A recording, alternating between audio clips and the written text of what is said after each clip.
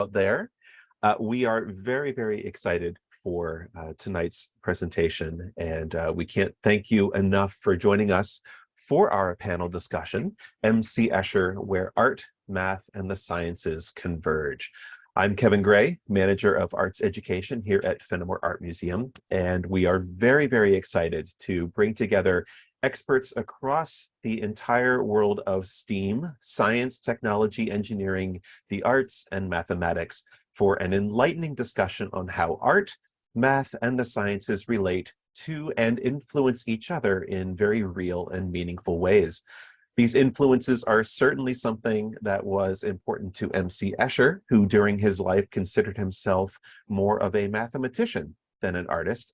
But of course, he was clearly both, and this can be seen in person at Fenimore Art Museum's exhibition, MC Escher, Infinite Variations, on view through September the 4th. Escher's fascination with mathematical theory motivated him to produce imagery that constantly challenged notions of reality and its underlying structures. This comprehensive exhibition chronicles the Dutch artist's journey as one of the world's most recognized artists by presenting the full range of media in which he worked.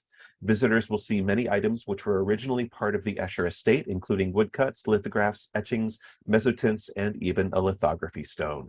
The collection also includes one of the earliest and extremely rare large format drawings done by the artist. So before our panelists are introduced and make their introductory presentations, we do have a few people to thank for both the exhibition and for this special presentation tonight.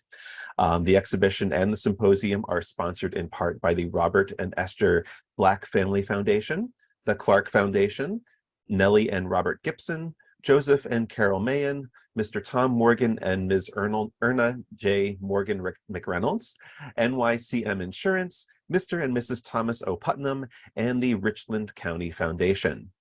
Thanks also to all of our museum members, and most importantly, thank you for registering for this program and your interest in this particular subject. And also a special thank you to those of you who provided a donation. Those donations help us to be able to provide other experiences like this in the future. I do also want to mention this is going to be a close to 3-hour presentation.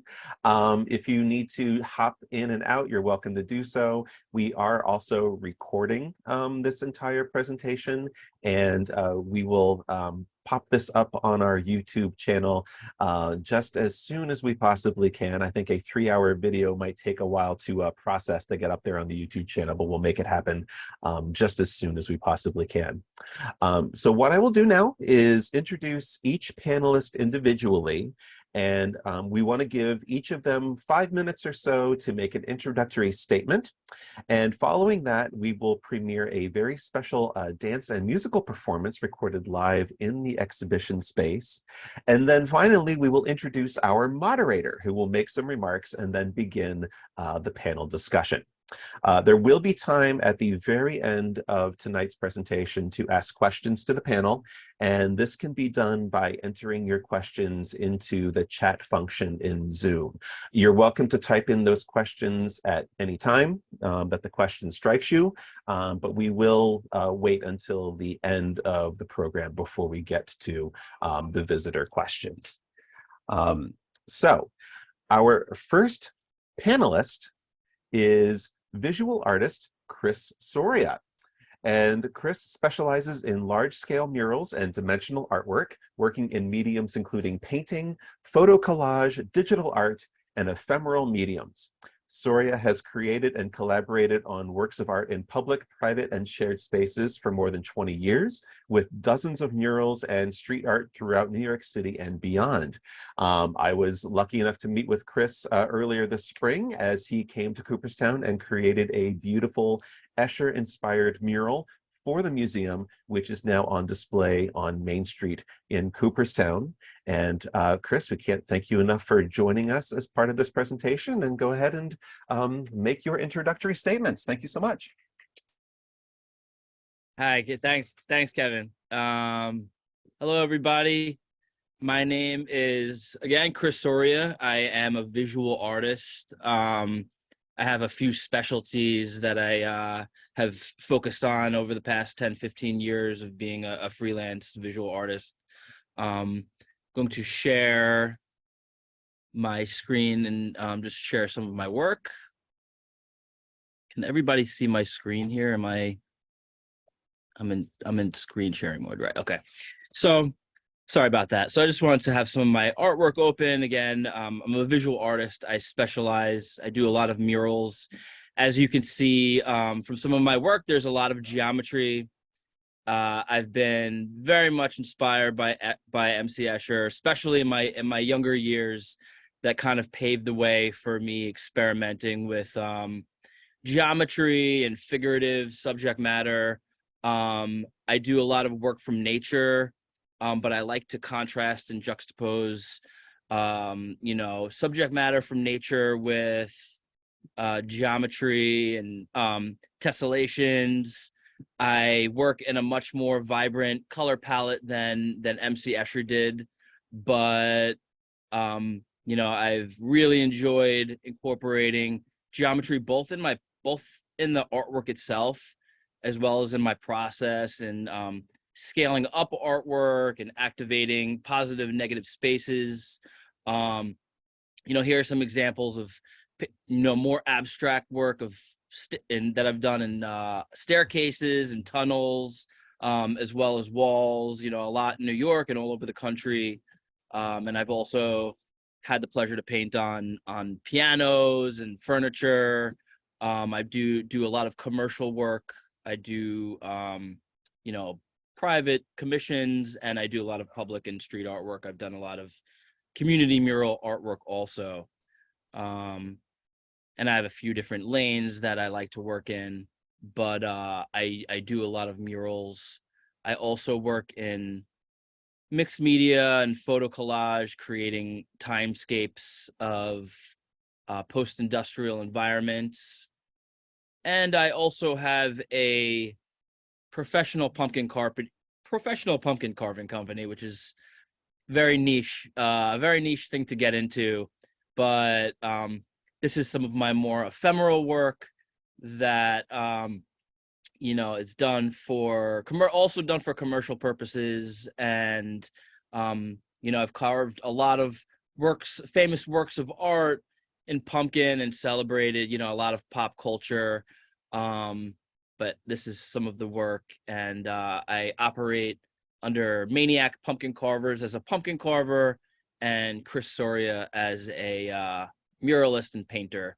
And I work in a variety of other mediums also, but my main things are murals and pumpkins. And I had the honor to create the mural in Cooperstown, Glimmerglass Tessellations, in honor of MC Escher, and also kind of celebration of Cooperstown and Lake Otsego, and kind of merging those two different themes together for a site-specific mural in Cooperstown, New York. So I look forward to discussing, my influences of Escher and from Escher, and some of the work that I do with murals and otherwise.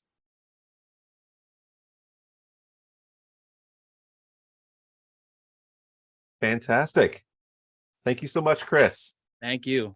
All right. Our next panelist is Keith Earle, Associate Professor and Chair of Physics at the RNA Institute at SUNY Albany. He received his PhD in experimental physics at Cornell University and acts as Associate Director of ASSERT, the National Resource for Advanced Electron Spin Resonance Spectroscopy at Cornell. I'm going to mispronounce some of these things, Keith. I'm just going to let you know that right now.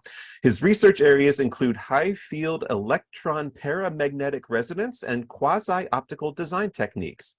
Keith, thank you so very much for joining us. Thank you for having me. I'm going to reiterate some of what you just said and then take it in different directions. So as Kevin was kind enough to say, I'm an associate professor and chair of the physics department at the University at Albany. I can't claim to run the RNA Institute, but I am affiliated faculty there. I have interests in languages, literature, and music outside of my professional scientific interests. And as Kevin also noted, I have a PhD in experimental physics, but I also have a minor in theoretical physics from Cornell University. And I've used high field, high frequency electron spin resonance spectroscopy to study a variety of systems with collaborators from physics, chemistry, biology, and allied fields. Since coming to UAlbany, I've worked with colleagues here to develop methods of Bayesian data analysis to improve parameter estimates in the models that we use to analyze magnetic resonance spectra. In my scientific work, I've constantly benefited from exploring analogies to different fields and being open-minded to the different perspectives and approaches that my colleagues in different disciplines have. And one of those examples is in the field where I've done much of my experimental work, quasi-optical design, and I have benefited greatly from looking at equivalent microwave circuits and asking, all right, what is the quasi-optical synonym of this particular device? And that's been a very fruitful line of inquiry and work. Going on, when I was a child, I was intrigued by the handmade Christmas cards my father would make using linocut techniques, particularly that he had to prepare a reversed image on the linoleum for the printed card to read correctly. Linocuts weren't his only medium. He also made detailed but imaginative drawings of cities with a definite European feel, for example. In this way, the seed of appreciation for Escher's work was planted early and effectively. I didn't learn until years later that my father was also trained as a technical draftsman. In my own work, I've found that being able to prepare easy-to-read technical drawings has been a big help. It's also helped me to appreciate the technical mastery that Escher was able to achieve. I first saw reproductions of Escher prints in grade school and was intrigued by the symmetries and imaginative subjects, even if I found some of them a little unnerving for reasons that I couldn't quite articulate at the time. An understanding of symmetries and groups of symmetries is important in my scientific work, and over the years I've developed a deeper understanding of and appreciation for the symmetries in Escher's tessellations, among other works. I think it deepens my encounters with Escher. Being able to see such a large collection of Escher's prints at the Fenimore has been a real treat. I want to thank the museum for hosting the exhibition and making this roundtable possible. I hope that this roundtable discussion will help me gain new perspectives and new ways of looking at Escher, in addition to the research problems I study. Thank you. Wonderful, Keith. Thank you very, very, very much. Before we get to the next panelist, there was a request already in the chat, which I think is an appropriate request, and I'm going to do that right now. Somebody would like to see the mural that Chris Soria made for Cooperstown. So I want to put up a quick image of that just so everybody can see what exactly Chris created for us, this beautiful piece that's inspired by Escher. So I'm going to show this briefly. There is glimmer-glass tessellations on Main Street with the amazing tessellated birds, Kingfisher Tower, which is a landmark on Otsego Lake, and then the kind of contour map of the actual lake beneath it all. And it's a really, really beautiful, beautiful mural that we were very excited to see be created. And we actually had some students from our local school's STEAM club assist with the creation of it. So I just wanted to make sure everybody had a chance to see that very, very quickly. But now we will move on to our next presenter tonight, and that is Andrea Simitch, the Stephen H. Weiss Presidential Fellow and previous chair of the Department of Architecture at Cornell University. She teaches courses in architectural design, architectural representation, and furniture design. She has been a panelist on the New York State Council of the Arts, a department representative for the Cornell Council for the Arts, and was a faculty collaborator with the Andrew Goldsworthy Workshop at Storm King Arts Center in New York. And Andrea, we are very, very excited to have you as part of this panel as well. Thank you. Glad to be here. So let me start with sharing my screen. Our one participant at a time. Somebody has to unshare. That might be you, Keith. I don't know if you're there. I can't share. I did not share my screen. Oh, I might point the finger at Chris or Kevin. let me see what's going on here. You're right. You had no images. Oh, I'm not sharing at the moment, so that's One interesting. participant can share at a time is what I have. Multiple participants can share simultaneously. Okay, here we go. I'm good. Okay. I'm Okay. good. Switch. Okay, so I'm going to move all of that over there. So thank you for the introduction, and so great to be here.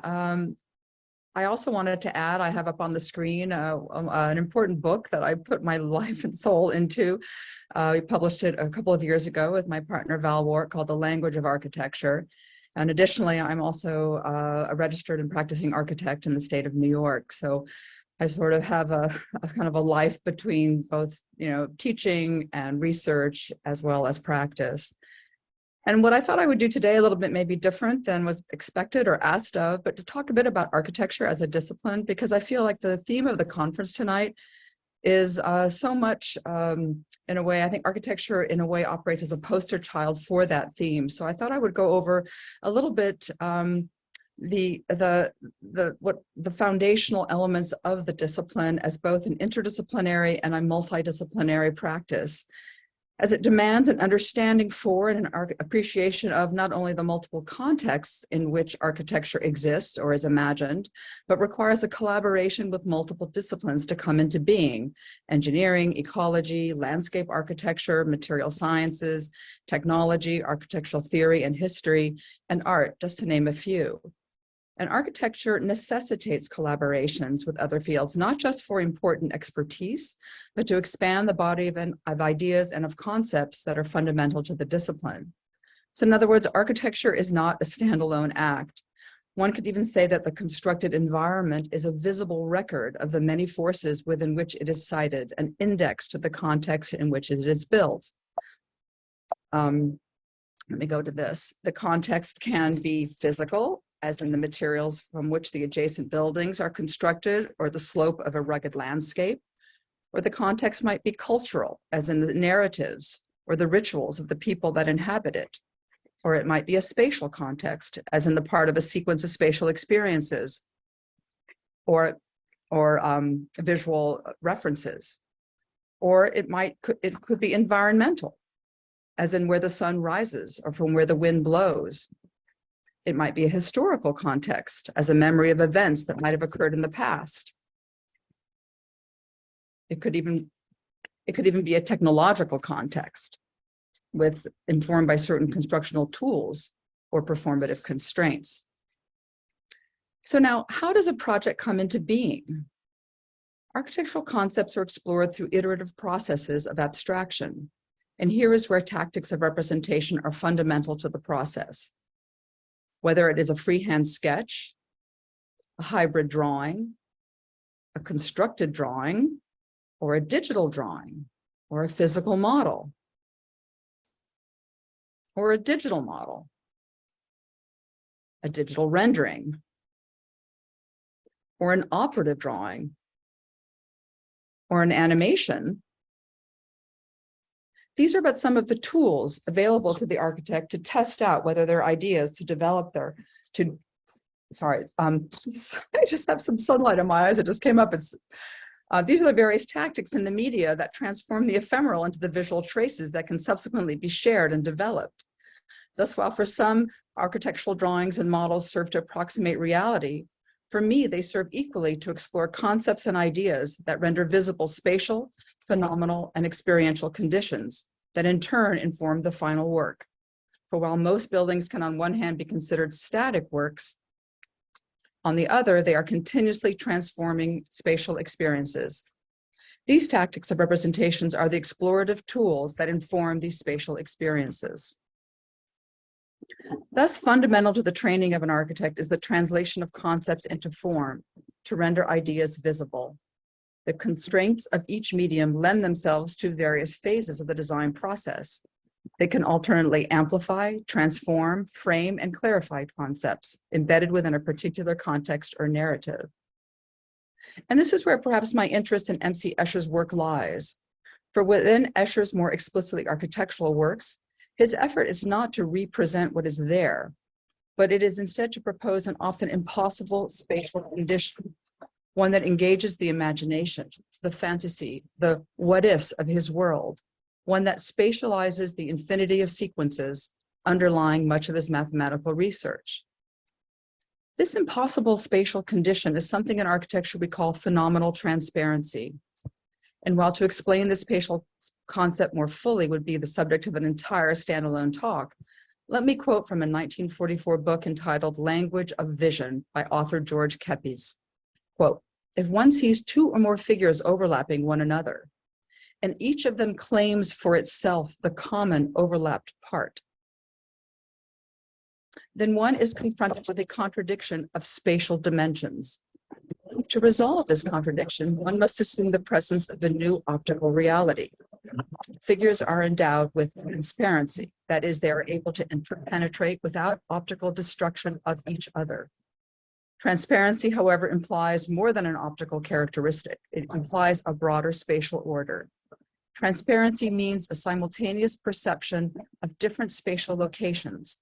Space not only recedes, but fluctuates in a continuous activity. The position of the transparent figures has equivocal meaning as one sees each figure now as the closer, now as the further one. So for example, in this painting of Le Corbusier, one of his purest paintings from 1926, just as a quick example, you see the top of the pile of plates, which is clearly in the foreground, and yet suddenly the top plate fuses with the guitar, which is clearly or was clearly in the background, but is now suddenly projected into the foreground. This is one of the sort of spatial simultaneous conditions that Kepes is always referring to. So this concept of simultaneity, of impossibly contradictory yet equally legitimate readings, is fundamental to Escher's work. And herein lies its relevance to architecture as a process and a discipline that I believe has the ability to construct the imaginary. Thank you. Look forward to our discussion. That was fantastic, Andrea. Thank you so much. Our next panelist is Cristian Lenart, professor and chair of mathematics at State University of New York at Albany. He received his PhD from the University of Manchester in the UK, and his research interests include algebraic combinatorics. I forgot to turn on my video. Hi, there you are. Algebraic combinatorics, combinational representation theory, combinatorial algebraic geometry, and formal group laws. Cristian, thank you so much for joining us on this panel tonight. Hello, thank you everyone for joining and being part of this discussion. So it's my pleasure to be here. And I'll say a little bit about my work. So as Kevin mentioned, I'm professor and chair of the Department of Mathematics and Statistics at the State University of New York at Albany. And I have actually two PhDs. I have the PhD in math that Kevin mentioned, and I also have an earlier PhD in computer science from University of Cluj-Napoca in Romania. And I have been at SUNY Albany since 1999. And before coming here, I had postdoctoral positions at MIT and at Max Planck Institute in Germany. As Kevin mentioned, my work is mostly in algebra, but it has applications to core areas of math, including geometry, topology, and so on. My work since 2004 has been funded by 6 grants from the National Science Foundation and 1 grant from the Simons Foundation.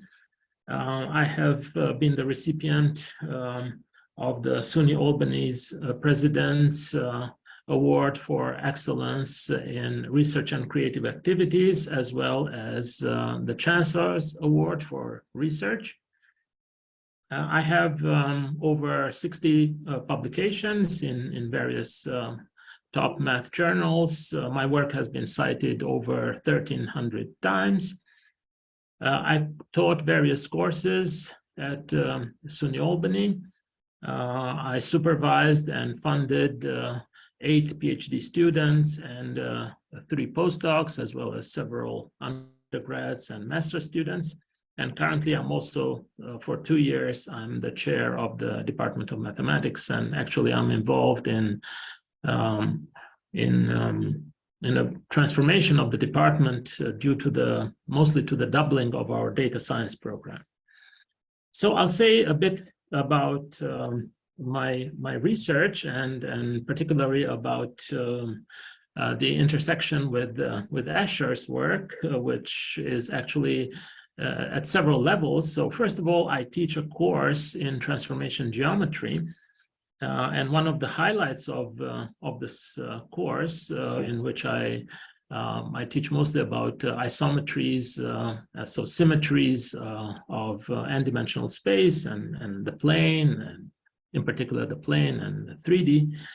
One of the highlights of this course is the famous classification due to Poya of periodic tilings of the plane, which shows that actually there are 17 types of symmetry groups.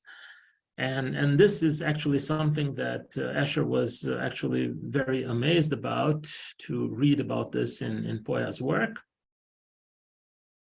And this result actually was also unknown to Poya, was also discovered 30 years earlier by Fedorov. And I also tell students that most of these symmetries one can see in the famous Alhambra Palace in Spain, which Escher visited twice. And he noticed that most of these symmetries are available in the tilings of this in the tiles of this palace, but not all, actually not all of them.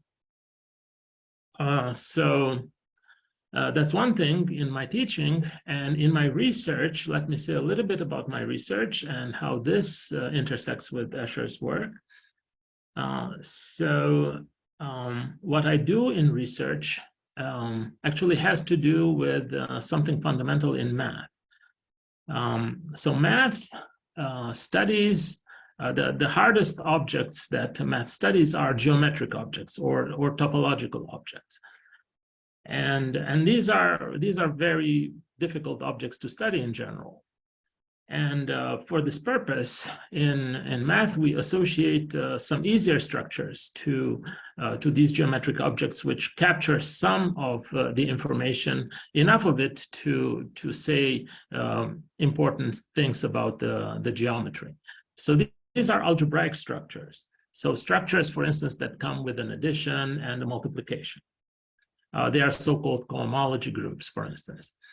And math also studies symmetries of these structures, which are most important. And these are recorded in so-called symmetry groups. Like, for instance, in the plane, we have the 4 types of symmetries, which are translations, rotations, reflections, and glide reflections. And now we want to derive geometric information by doing certain calculations in these geometric structures. In the algebraic structures associated to the geometric ones. And these calculations are usually very hard. So what one does is one associates certain so-called combinatorial structures that allow us to model the geometry. So that's where my work comes in. So I do combinatorics applied to various areas of math. So combinatorics was an area that was at the fringe of math initially. It had to do with puzzles and games. But combinatorial structures are very important, as I said, for various computations. So An example of a combinatorial structure is, for instance, permutations, or in general, any arrangement of discrete objects according to specified rules. And in my work, I use a lot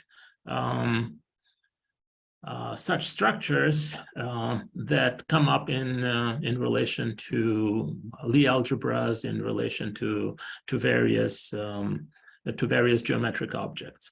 And one of these important structures are so-called Coxeter groups. So Coxeter groups are some vast generalizations of isometry groups, or groups generated by reflections in Euclidean space. And Coxeter actually is a famous British-Canadian mathematician who interacted a lot with Escher. And I might be able to say a little bit more about this this later. So in any way, Coxeter groups come up prominently in my research, and I use their combinatorics a lot to study various geometric structures. So that's roughly about my work, and I'll be very happy to bring my mathematical perspective on Escher's work and related discussion. Wonderful, Cristian. We're very, very happy to have you here as well. Thank you. And finally, our final panelist to introduce tonight is Ellen Sinopoli, founder of the Ellen Sinopoli Dance Company. Under her direction, the dance company has become one of the premier dance companies in upstate New York, employing a steady roster of professional modern dancers and promoting and bringing dance to traditional and non-traditional venues. Over 32 years, Ellen Sinopoli has choreographed 100 new works, and her many artistic collaborations and projects serve as a conduit to bring together talented artists from varied genres that include visual artists, sculptors, architects, composers, and musicians, poets and storytellers, videographers, photographers, and physicists. Ellen was coordinator of dance programming at Russell Sage College until her retirement in 2020. And Ellen, we are very, very happy to have you as part of our panel tonight as well. Oh, Ellen, you need to unmute yourself. There you go. Okay, thank you. One thing I do want to say is the company has been very fortunate to is currently and has been for the last 31 years of our 32 years of existence, the resident company of the Egg, which is a performing arts complex in Albany. What that means, because we don't have a school, we've always been about performing and bringing our work to people as well as having them come to us. So this has given us space to rehearse, space to perform. They produce us in concert. We also have space for all of our costumes and set pieces. We have administrative space. So kudos to the Egg for allowing us to do this for so many years. We are a small company of 6 dancers. I find that that number works well. Not all the dancers come from this area. I have had dancers from as far away as Japan. I currently have dancers from California, New Jersey, New York City, as well as Minneapolis or Minnesota, although that dancer just retired. But it's a very exciting group of people that I work with. They tend to stay around for quite a while. They've made a commitment to live in this area and work with me. And so as a result, we will premiere at least 1 new dance a year, if not more. And what has occurred over the years is that we are asked more and more to do site-specific creations and presentations. One of them being what we just completed at the Fenimore Art Museum. And I find that, and my dancers find that that really allows us to broaden our perspective just within the creative process. And we are often forced willingly to step out of our box of what is comfortable and step into places that are brand new for us. our experience with what we were asked to do with the MC Escher works exhibits was to create a dance, a series of dances related to some of the works that were there, that are still there. So what I tend to do when I receive a commission like this is I will go ahead of time and just walk through the gallery and try to see what captures my attention. And also to see what, just what is there and what this artist is saying. Sometimes they are sculptors, sometimes they are painters, sometimes they are printmakers. There's a variety of things when you walk into an exhibit. One of the things that struck me about this exhibit was the expanse of it. There are so many of his pieces there. And it really covers beautifully from his very early stages to his latest ones. So my dancers and I chose 5 pieces and created 5 dances, short ones, which were filmed by the staff of the Fenimore Art Museum. And that's what you'll be seeing this evening. Most of them are just 2 or 3 minutes long, but I tried to select things that were inherently different, even though a lot of what MC Escher does is explore similar ideas in different ways. I wanted to talk to you a little bit about what this creative process is. We don't try, I never ask my dancers or myself to try to mimic what we are seeing. It's more about capturing the essence of what a particular work is about, what the artist is attempting to say. I look at the energy of a work, whether it's what its balance is, or maybe it's purposely off balance, how it fills the space within the canvas. I'm just going to say the word canvas for simplicity. And not, with a sculpture, it would be how it fills the room, the space there. But in the case of MC Escher's works, they're confined. What emanates from the pieces. And also qualitatively what's going on. And what kind of information is coming out of the work of the artist. So the 5 pieces that I chose, and I will say that I don't create patterns and set them on my dancers. It's very much an interactive experience where they will take a look at the same works that I am interested in exploring, present some of their ideas, I present some of my ideas. It's an editing process. We give and take a lot. So my dancers are as creative as I like to think I am, or more so sometimes. So the 5 dances. The first one that you will see is really about his fascination with cityscapes and stairs and columns and the structure of an entity. So the dancers are not in front of a piece of work. If you're familiar with the museum, it has this marvelous staircase as you enter to go downstairs to see this exhibit.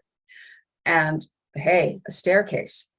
So we created a dance on that staircase, trying to capture some of his Running Man ideas and how it descends and how it changes and so forth. So that dance is to honor his fascination with staircases and the perspectives that they give. We then go to, there's an entrance that says MC Escher's, his name. And what I was interested in for that particular area was to do one of his Mobius strip pieces. Specifically, there's one that's entitled Knots. And we just tried to capture that, what's going on in that work and how could we capture it and perhaps communicate it through our bodies instead of what's on the canvas itself. Some of these include all 6 dancers, some of them include 2 dancers. We then moved on to drawing hands, which I was just fascinated by this. There's a delicacy in the way you see this. There's an intimacy between the 2 hands. One hand is drawing the other. And the idea of the impossible comes into play, which I love, because I don't know, reality to me is boring. I love the impossible and how I can possibly perceive something differently. So there's this intimacy and this connection between 2 dancers. We then move on to bond of union, which is my understanding that these look like ribbons and they circle each other. And it's his wife's face in his face, but you only see parts of it. And in between you have the spaces where the ribbons are. So it's not your typical portrait of a husband and wife. So we developed a work relating to that. And the final one is the long piece that's on one of the walls, the Metamorphose. What I was interested in there, and I asked my dancers to consider this, is that they, 2 at a time, they're given a certain aspect of this work that comes together. And we're looking at how that slips into one from another to another to another. And so I felt that these 5 ideas were different enough that we could create something that would hopefully give people a sense of what MC Escher is about, but by putting it into our bodies. And so it's not just there, hopefully there's a visceral kind of response as to what's going on in our bodies and how that relates to what the actual work is about. And I think that's all I'll say at this point. So thank you. Wonderful. Thank you, Ellen, so much. And being in the gallery to see these dances be created and performed was absolutely amazing. And what we'd like to do now, before we get to our moderator, who will give a brief introduction as well, and then start our panel discussion, we would like to premiere the performances that Ellen's dance company did in the museum. It will give some of you a chance also to see a little bit of what the exhibit looks like if you haven't made it to the museum. And I should also mention that accompanying the dancers, and she was not able to be here for the presentation tonight, was Ashley Bathgate, who has been described as an eloquent new music interpreter by the New York Times and a glorious cellist by the Washington Post. Originally from Saratoga Springs, Ashley studied at Bard College and then at Yale University, and for 10 years was a member of the acclaimed sextet Bang on a Can All-Stars. Ashley performed live with the dancers, and you will see her briefly during the final performance, inspired by the artwork Metamorphosis. So without any further ado, this will be about 12 minutes. We will premiere the dances done by Ellen Sinopoli and her company, and we'll return for our panel discussion in just a moment.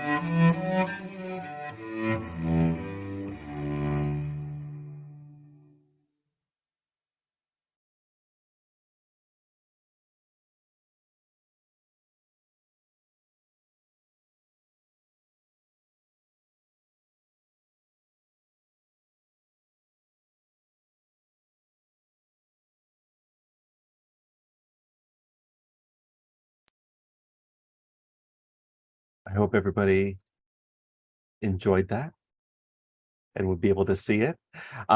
So thank you, Ellen, and your dancers for such an amazing performance. And just so everybody knows, I know that sometimes viewing, oh, gotta stop sharing. Sometimes viewing such things through a Zoom connection is not the best way to go with lag and etc. So we will be posting the dance videos separately on our YouTube channel. So there will be none of the lag that I definitely noticed on my end, and you probably did as well, that kind of hindered the potential viewing experience. But that was an amazing performance, and thank you so much.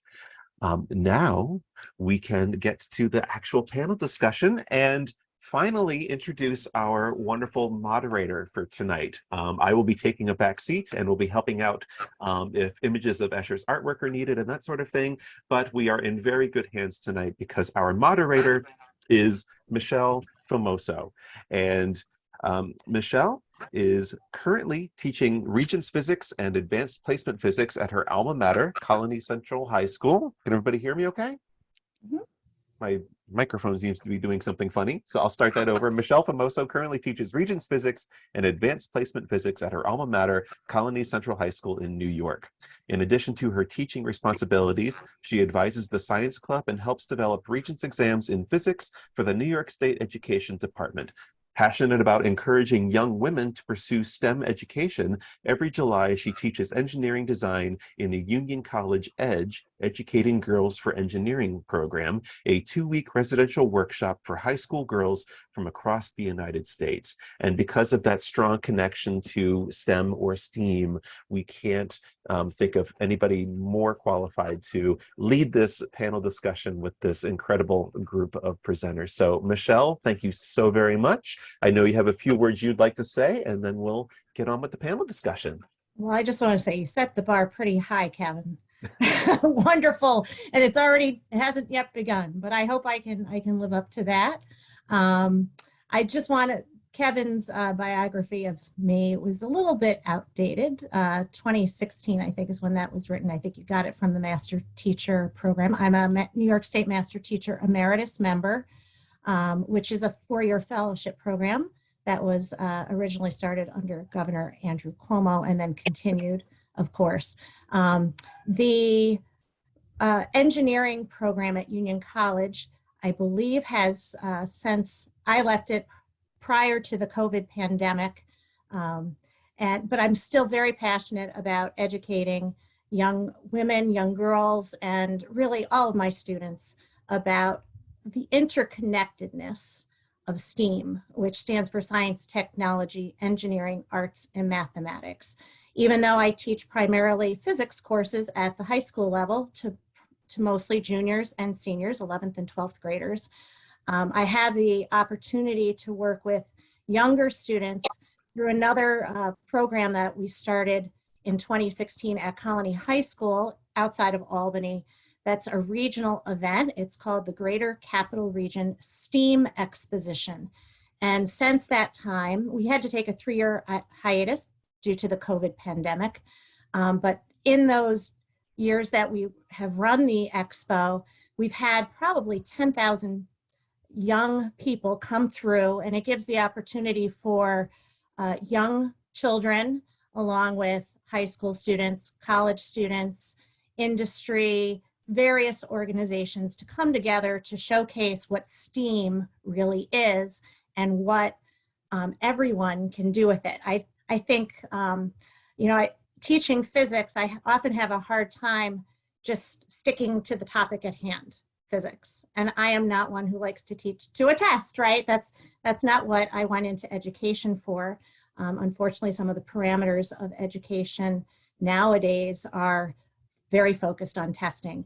But I try as much as I can to bring all of the different sciences together in my classroom and to show them applications of where that comes together through music, through arts, the visual arts, performing arts, architecture, mathematics, of course, engineering, and so forth. And I think that's probably because my own education was in engineering. That's what my degrees are in. I was a biomedical engineer for 5 years before I changed hats and became a high school educator. And so that kind of training has helped me, I think, to kind of see this in a different perspective. And I know many of my colleagues are very interested in bringing it all together for the kids. So I hope that we can continue this integrated approach to STEAM education in the future as we move forward through the 21st century. So that's my few remarks. This is my 25th year, going into my 25th year at Colonie High School. And I'm looking forward to what exciting things are coming in the world of secondary education as we move into different standards and so forth, which is, again, focusing more on interconnectedness. So I guess we can jump right into our panel discussion. And I want to start off with a question, Ellen, if I can address it to you, just because as I watched these performances, I couldn't help but think of the interconnectedness of all of the disciplines that are in STEAM and focusing on Escher's work. I know you primarily took the influence from Escher's work as your inspiration, but I know Ashley's not here, so she can't talk about how she developed the music, but did you work collaboratively together with her to develop the music as you were coming up with the dances, or how did that approach? No, actually, I gave her free rein. I've worked with her in the past where she has done various site-specific performances with us. And in this type of situation, when I work with a musician, I may send them video of rehearsal, and I also send them, I sent her photographs of each of the pieces of his work that we were concentrating on. She came to one rehearsal and was basically playing improvisationally, which I thought that's what I feel is why I so enjoy working with her, because I know that she can pick up on what the exhibit is about, but then also what we are doing, and just help to layer it. So we don't have a lot. This is, as I said, it was mostly improvisational work on her as to what she was doing. Along the way, she said, "Is it okay if I sing?" And I said, "Absolutely." And she's just so easy to work with. So it just struck me because I was like, the creative process, there's got to be some of that give and take. I mean, and maybe tend to be more of a black and white thinker myself, where I would say, okay, what came first, the dance or the music? Or well, sometimes it can be the music that comes first, or it can be something like that exhibit. Or in the case of Keith Earle, he approached me and said, "I want to do a piece with you about the laws of physics." So that it really just depends on where the ideas or suggestions are coming from. Very good. So I'm curious, and I know we've had kind of a discussion going on with prior to this symposium about different questions we'd like to front. And so one, I want to pick out that if you were to pick out one of Escher's works, each of you, one work that really struck you, which one would it be and why? For me, it's reptiles. And why is that, Keith? Just because of the way the little reptiles are trying to burst out of a two-dimensional plane into the three-dimensional word. Perhaps Kevin could, yes, exactly, thank you. So you see that in the notebook, there's a tessellation of reptiles, but then at the lower left corner, one of them has crawled out of the frame, which is such a homage, I think, to a lot of the moves that are common in Baroque art, that you often have putti and other figures bursting out of the frame. And here we have that, and then they're crawling up on quotidian objects like a gin bottle and a shot glass, an open book, a metronome cover, a dodecahedron, a catch-all for smoking materials,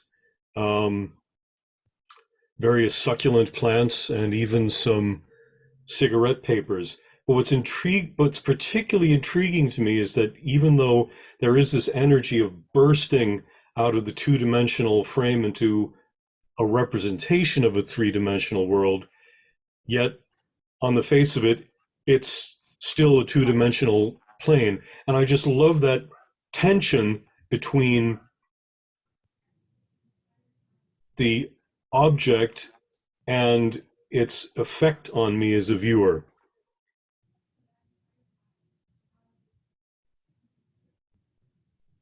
Anyone else want to jump in? So, yeah, can you hear me? Yes, go ahead, Cristian. Okay. Yeah, so let me share my screen too. Keith, can you unshare, please? I'm completely innocent here. Okay. I unshared, Cristian, so just give it a moment. Hopefully it will allow you to share your screen in just a bit. Okay. You might have to leave that window and then come back into it. There you are. Okay. Okay, so my favorite, so you can see now, right? Yes. Okay. So my favorites are the series of 4 artworks entitled Circle Limit. So I think this is really impressive from a mathematical standpoint, and also from the standpoint of a person who did not have formal training in mathematics. And these works, they refer to several mathematical concepts, and they also have been addressed in a correspondence between Escher and Donald Coxeter that I mentioned, the famous geometer of the 20th century that I mentioned earlier. So what do we see in these works? So this is called Circle Limit 1, and then there is also Circle Limit 2, 3, and 4. So this is 2, and one moment, and this is 4. Circle Limit 4 is also the angels and devils. So going back to the first one.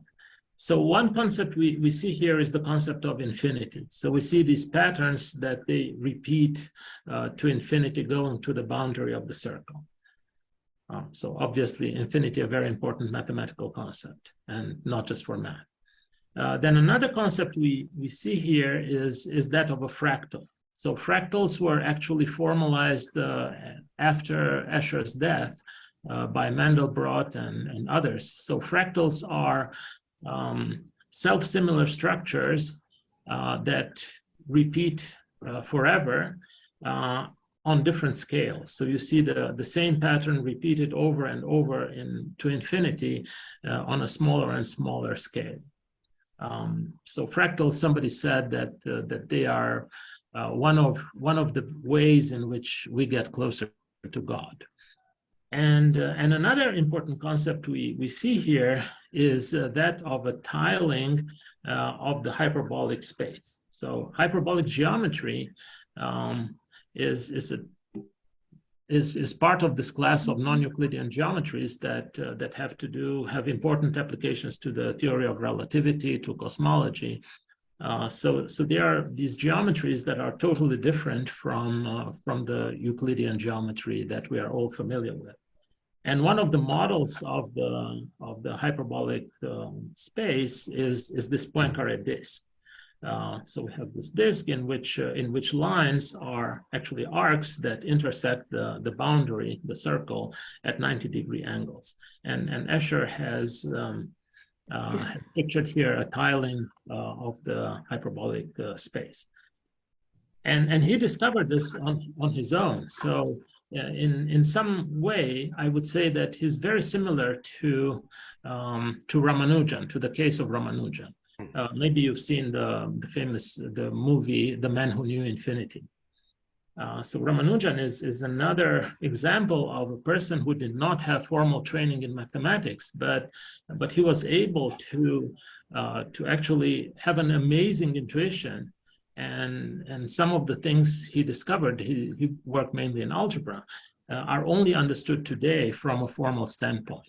And actually Ramanujan interacted with another famous mathematician, Hardy. So in some sense, their correspondence, which influenced both of them, is similar to Escher's correspondence with Coxeter. And actually, this was beneficial to both of them. And in his other, so this example of a tiling of a hyperbolic plane has to do with the symmetries of the hyperbolic space. So to these so-called hyperbolic groups, which are important examples of the Coxeter groups. And Escher discovered, he was actually discovering these symmetries totally independent from Coxeter, from the work of Coxeter, who actually was able to classify all the various symmetries. So, this symmetry is represented by a tiling with hyperbolic triangles whose sum of angles is less than 180 degrees, and it's so here you for this particular tiling you have angles of 90 degrees, 45 and 60 degrees, and the other tilings of the hyperbolic plane in the other circle limits 2, 3, and 4 have to do with other hyperbolic symmetry groups that Escher was able to discover on his own, which is really, really remarkable. I wanted to interject briefly and note that the geometry of the hyperbolic disk developed by Poincaré, among others, is a good model for the line width behavior of a simple resonance line in both nuclear magnetic resonance and electron spin resonance. And this is an example of analogies to different fields that can be very useful. So visualizing how a line shape changes, there's a strict one-to-one correspondence between that and trajectories on the Poincaré disk. Mm-hmm. Chris, I think I saw you had your hand raised earlier. Would you like to go next? Sure, yeah, I was excited to share my difficult to choose selection of Escher's work because there's so many. Yeah. But I'll share Bond of Union. You know, one of the things I really enjoy about this work is that, you know, amongst so many of Escher's like really, really technical prints, you know, there's a lot of emotion and intimacy in this particular piece. You know, this was a portrait of Escher and his wife, you know, intertwined in matrimony and an intimate relationship where, you know, they shared each other's lives. And you know, there's so much tenderness in this piece that might not necessarily be present in a lot of his other works, but also, you know, it's another just flawless print, you know, with full range of value. I think, you know, one of the things that's just so remarkable about his work is, you know, the full range of value from light to dark that he captures in his prints and in his renderings. You know, one of the things that's so impressive about his work to me is the medium. You know, you can capture so much detail in a drawing or painting, but it seems to me so much more difficult to do so with a print, with printmaking and lithography and engraving and you know, the various techniques necessary to accomplish, via the medium of printmaking. And, this piece also just has such a nice balance of there's detail, but there's also, a lot of nice negative space. And these portraits, these portraits are kind of, in some ways, it's traditional portraits, two people side by side, but then there's this surrealist element of the faces being broken up into these ribbons and weaving into one another, but they're all one piece, alluding to infinity and floating through time and space as life seems to go, with all these ambiguous spheres floating in the foreground and the background on the inside, and all that they can represent, perhaps thoughts, perhaps memories, perhaps moments in time.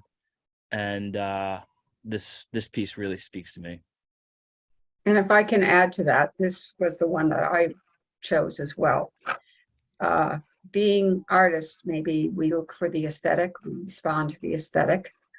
I don't have knowledge in mathematics or physics or anything along those lines, or architecture, that I can draw from my brain. But this I found to be quite extraordinary. And when I look, I just can't take my eyes off of it. It just draws me into a relationship, or his presentation of a relationship, that it was apparently quite extraordinary, but also that he chose to do it in a way. I don't know of any other artist that has done it like this, and yet still been able to break it apart, dissect it, but then keep all the tenderness and all the connection along with it. So I think it's quite extraordinary.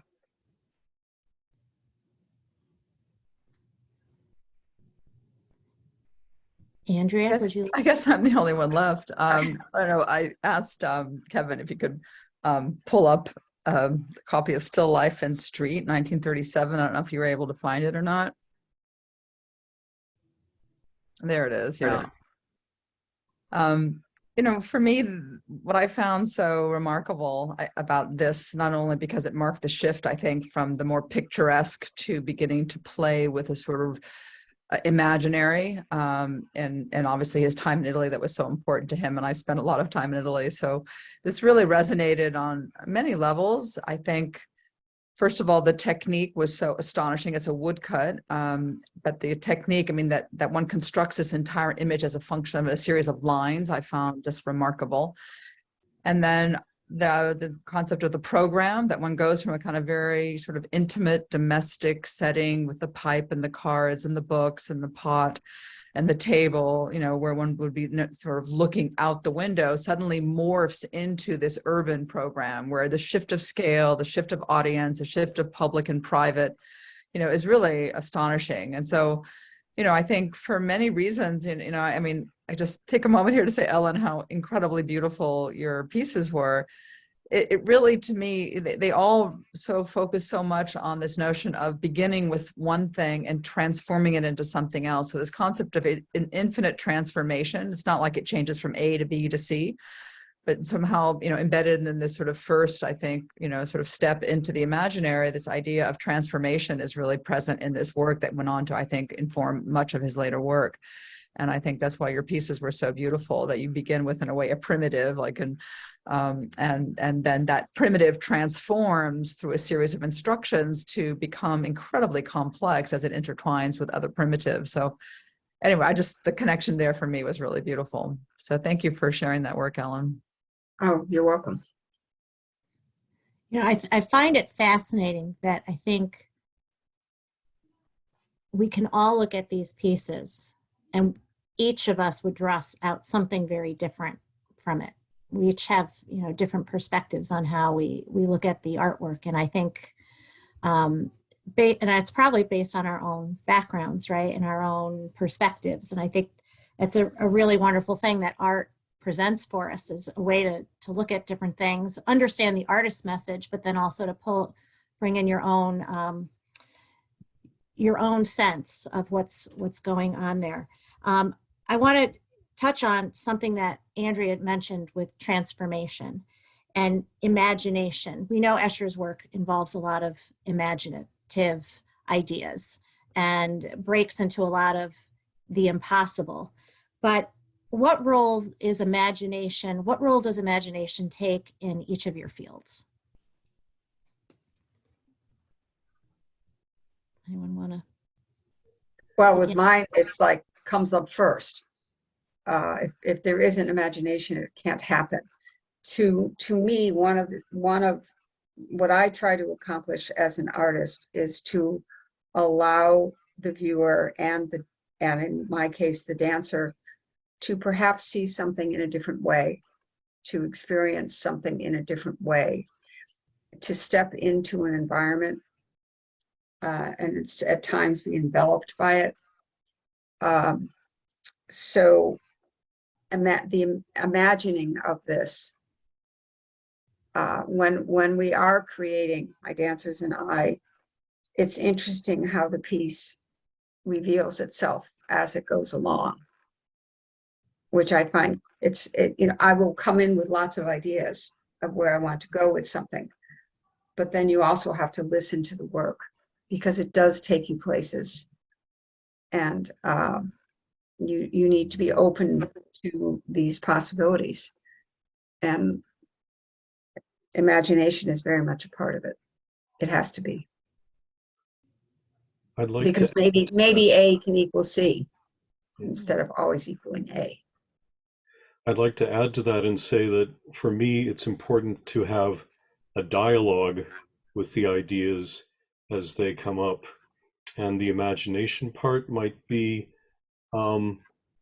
thinking about a set of physical phenomena, let us say, in one way, but then asking, well, what other perspectives are available for looking at these phenomena? And if I were to try to explain it to someone else, what words could I use? Because I've often found, at least only speaking for myself, that if I can capture an idea and explain it to someone else, that helps deepen my understanding of physical phenomena, let us say, or problems in data analysis, or understanding a piece of music, or reading a piece of literature, or looking at modern dance. It's a useful technique in a variety of settings. Yeah, maybe I can say a little bit about what, and following up on what Keith said, what imagination means in math. So it also has to do with what math is actually, and math is several things at the same time. It's the study of some objects that exist in reality.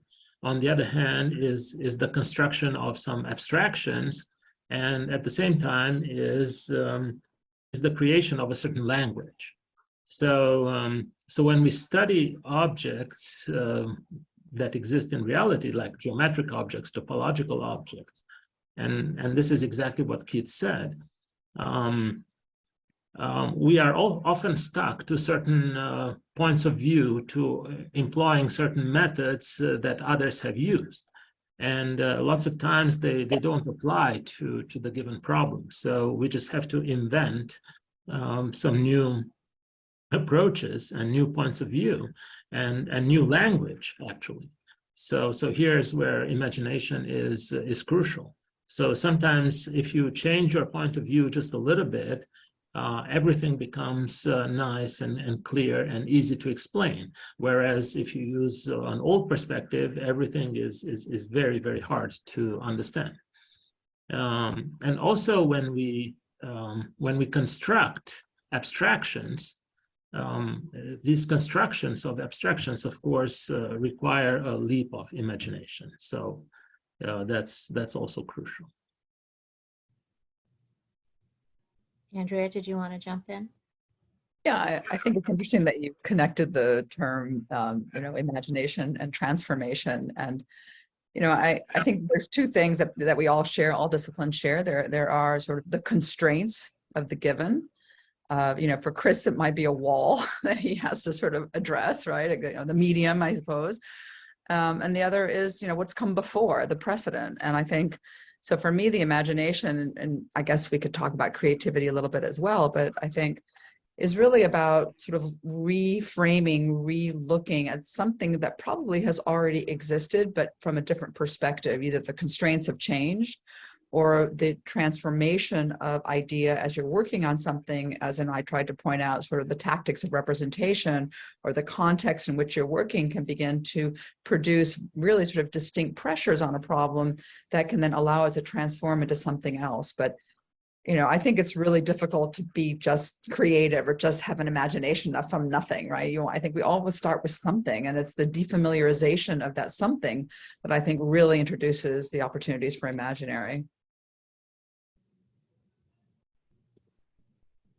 I'm gonna echo a lot of what some of you other people have been saying. That's also resonating with me in that in terms of imagination and my process. It does often involve starting with these constraints, whether it's a wall or whether it's a canvas or really anything. There are constraints. What is it that I'm creating or creating for? And I often find that starting just to kind of put subject matter down, oftentimes in abstract form. It's the relationships that occur from shapes, overlapping shapes. I imagine that in from my limited expertise in mathematics, that it's probably similar. It's the relationships of numbers that lead to other discoveries. And for me, whether whether I'm starting a mural or creating a painting based on any particular theme, I don't necessarily have anything. I'm starting kind of from a blank slate, but it's from the relationships of the abstract and or representational subject matter, the relationships with each other, both in terms of content, as well as color and texture, and the contrasting relationships that may occur and assist one another in complementary ways, tend to lead in directions that are inspiring and lead to somewhere in one way or another. I want to kind of move in a. I was just looking at the chat, and one of the questions or request is, in your creative process, can you describe your experience of newness, in quotes? How do you recognize newness in your separate endeavors of creativity? And I don't think that's just from this. I think it can occur in any of the sciences of that sense of newness. And so maybe I just thought that was I liked that question or request. Well, how would you see that, Ellen? How would I? This is why I love to collaborate with other artists or scientists, whatever it may be, because that puts me into an area that I'm unfamiliar with. And it requires that I look at something differently and then therefore perhaps create differently. But the other thing for me anyway is I am now at a stage of my life where I cannot move the way I used to. And sometimes I will come in with just ideas and ask my dancers to interpret them. And they come up with 6 different things because there's 6 different dancers. So even my ideas are forced to be new. or end up being new because of how other people interpret them. So newness exists all the time, or just the surprises of where a piece is going. Anyone else want to follow with that in your own fields?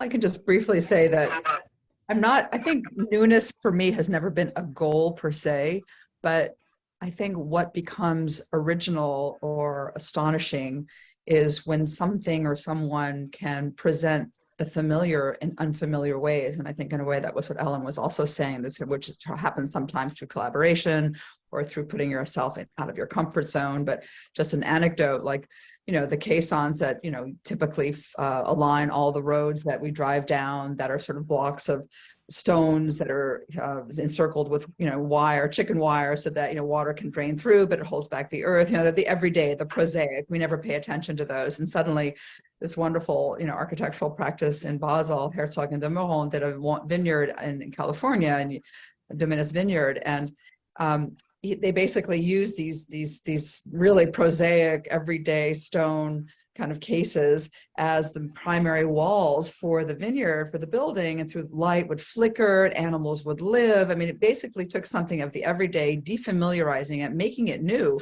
But in the end, it wasn't new, right? It was just reframing it in a very different context. And so I find that really quite powerful. Right. So I can add a little bit from the math perspective, but also it's applicable to general, much more general framework. So one thing that we can call new in math is just inventing a new world. So for instance, I'll refer again to hyperbolic geometry. For centuries, people were studying Euclidean geometry, everybody's familiar with, and it was formalized. It was given a set of axioms from which you can derive all the theorems of Euclidean geometry. And if you change just one axiom out of those, namely the axiom of the parallel, then you get a totally different world. So namely in Euclidean geometry, you know that in the Euclidean plane, for every line and a point outside that line, there is a unique parallel to the given line. And if you allow more than one parallel, then you've invented something completely different. It's hyperbolic geometry that I mentioned earlier. And one of the models of hyperbolic geometry is this Poincaré plane, the disk that I discussed earlier. So you invent a new world, but you don't do this just with the sake of inventing something new. You do it because you want to find new applications. And as I said, for instance, hyperbolic geometry has applications to the theory of relativity, to cosmology, and so on. And also you invent something new in the sense of a new method. And to see that it's really relevant and useful is that you are able to solve problems that you were not able to solve with old methods. So that's, again, something that is new in math or in general.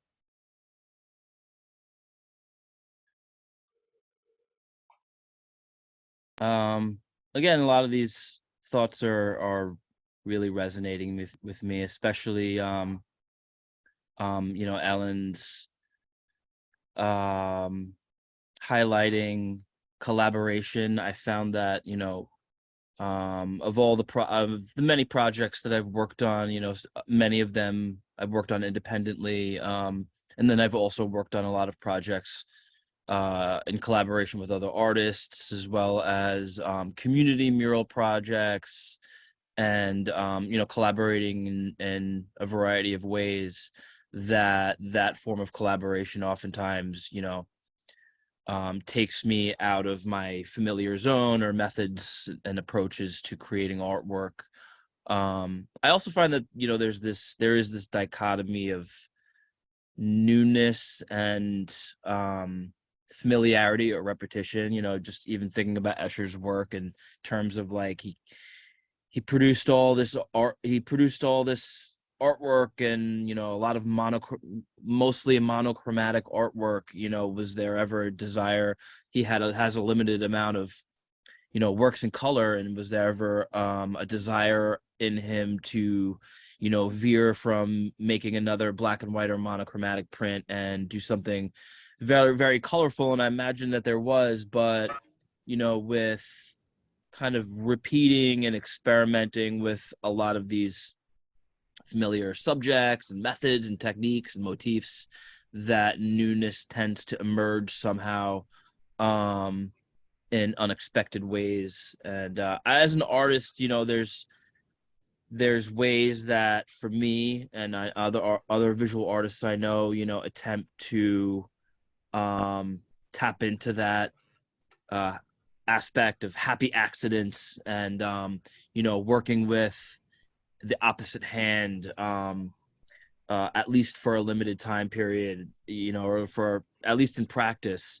to just lose a sense of control.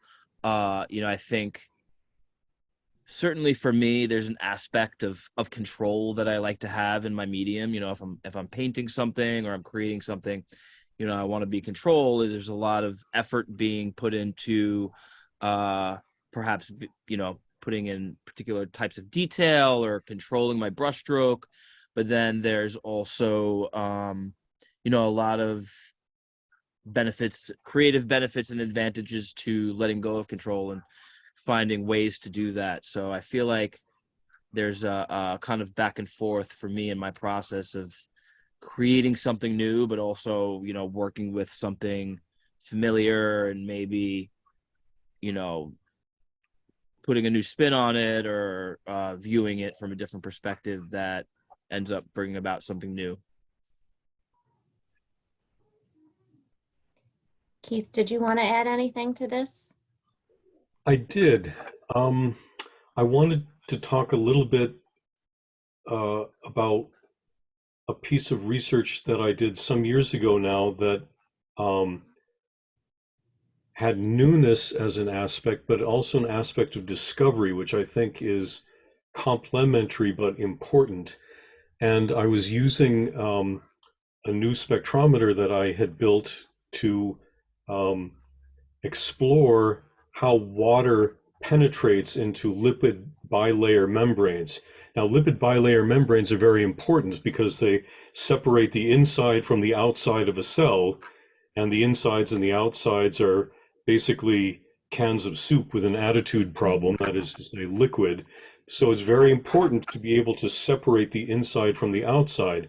And so, in some ways, being able to study water penetration is a way of perhaps gauging the health of the membrane. And there are characteristic spectroscopic features that one can see in a magnetic resonance spectrum. But because I was using a new instrument, that's, I guess, where the newness comes in, I was able to identify a new feature that had not been accessible to experimenters before, and it was much more pronounced than the commonly available spectral feature.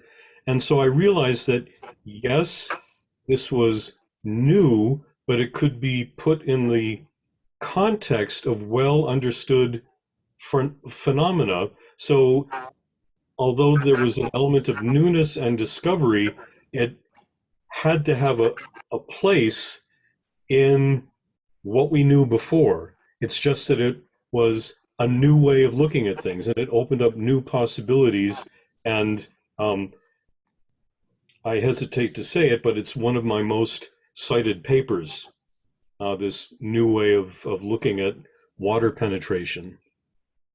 So that's an example from experimental physics of newness and discovery, and the creativity part came in building the spectrometer that was able to exploit these capabilities. I'm curious that, we're all talking about the collaboration, the newness, the transformative process, the creative process. Escher said he said he didn't think of himself as an artist, right? He thought of himself as a mathematician. What other areas do you think Escher, even though he didn't really have formal training in mathematics, what other areas do you think Escher probably had to draw on in order to create his pieces over his voluminous career? He was a keen botanist. If you put up, Kevin, an image of waterfall,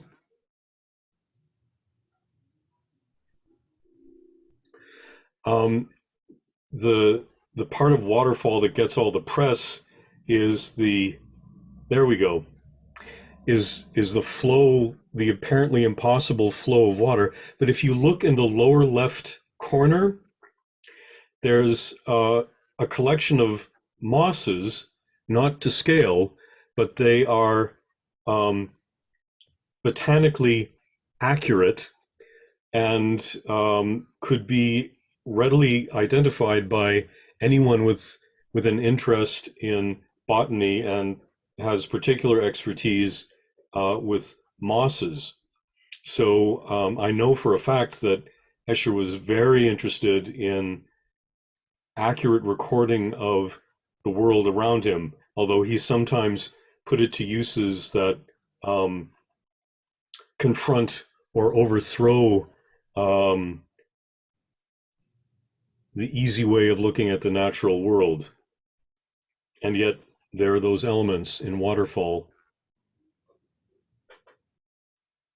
What other areas do you think he probably had to study too? And Cristian? related to that, surely zoology, due to his zoomorphic tilings, right? Mhm.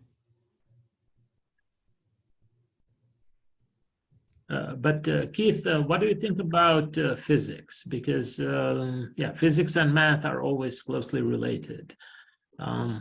And for instance, as I mentioned, hyperbolic space is related to physics. Well, what do you think about Alex was directly related to a research problem that I was working on, but I would say that although the goals of mathematics and physics are sometimes parallel, the goals and aims of mathematics and physics are sometimes disjoint. I would say that the questions of rigor and proof that are part and parcel of the mathematical program, and one that one can't dodge in order for it to be serious mathematics, is reflected imperfectly, I would say, in the choices sometimes that physicists make. We're often more willing to be convinced by heuristic arguments. And perhaps another example that would be relevant here is mathematicians are often asking themselves, how can this result be generalized? Right? We have results that we know are valid in the plane, in three-dimensional space, and so on.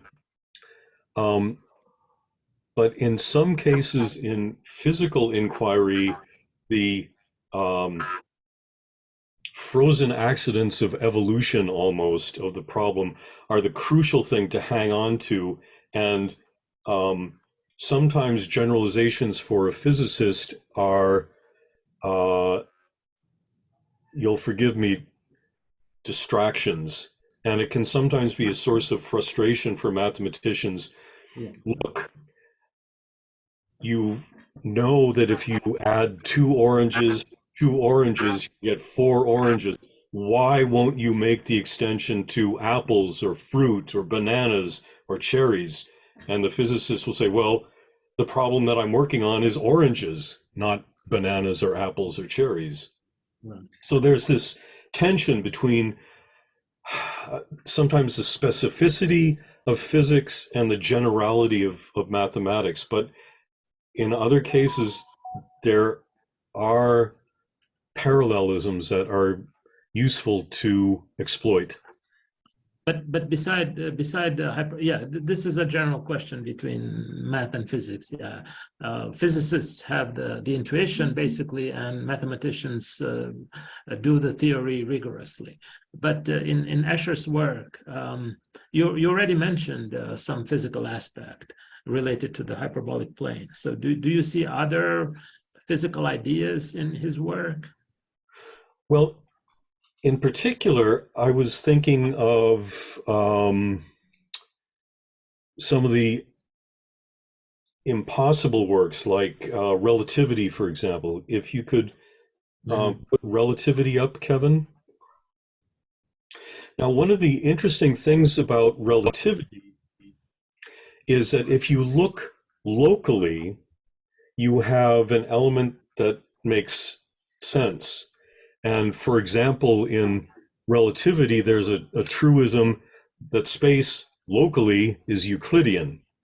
And if you look locally, for example, at the figure at the very bottom center, he's going up a staircase, no problem. But if you expand out and start taking account of non-local features, you begin to see that there's a problem, that the geometry, if you will, is really not Euclidean, although locally it is. And I would say that to just speak very briefly in mathematical shorthand, it's a difference between the algebra of a space as opposed to its group properties. Actually, since you brought this up, can I mention something very related to it? Let me share the screen. So Escher actually had a strong interaction with a mathematician who is physicist also, Roger Penrose, and the relativity and some of his other works are related to. Let me share the screen. Okay. Just one moment. Yes, can you see? Not yet. No? Okay, I didn't share yet. Okay, now. Okay, so it's this figure called the Penrose tribar. It's what relativity and some of Escher's other works are related to. So actually, so this was this figure that locally or on paper looks realizable, but actually in practice is globally is not. And relativity is based on that. And actually, Penrose turns out he first saw relativity, and then he designed this his famous tribar, and then Escher created some other works like the waterfall and ascending. So it's very interesting that he had this interaction with a mathematical physicist. So we're talking about how Escher kind of looked at these other ideas with botany, zoology, mathematics, and brought it into his art. Can any of you also identify other areas that influence your work? Any other broader subjects that are influencing your work or have in the past?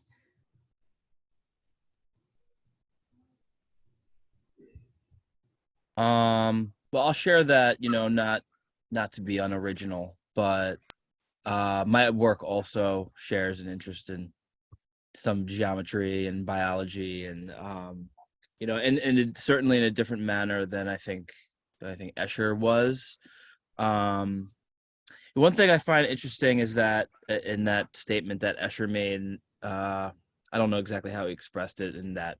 I don't know how he said he didn't identify as an artist. He was more of a mathematician, or he was more of a designer. I sometimes I wonder, where that was coming from on his part, because, here he is with a one of the most celebrated artists, today, all over the world, and he has this huge exhibition at the Fenimore Art Museum, and he's an artist. We consider him an artist. Mathematicians consider him a mathematician.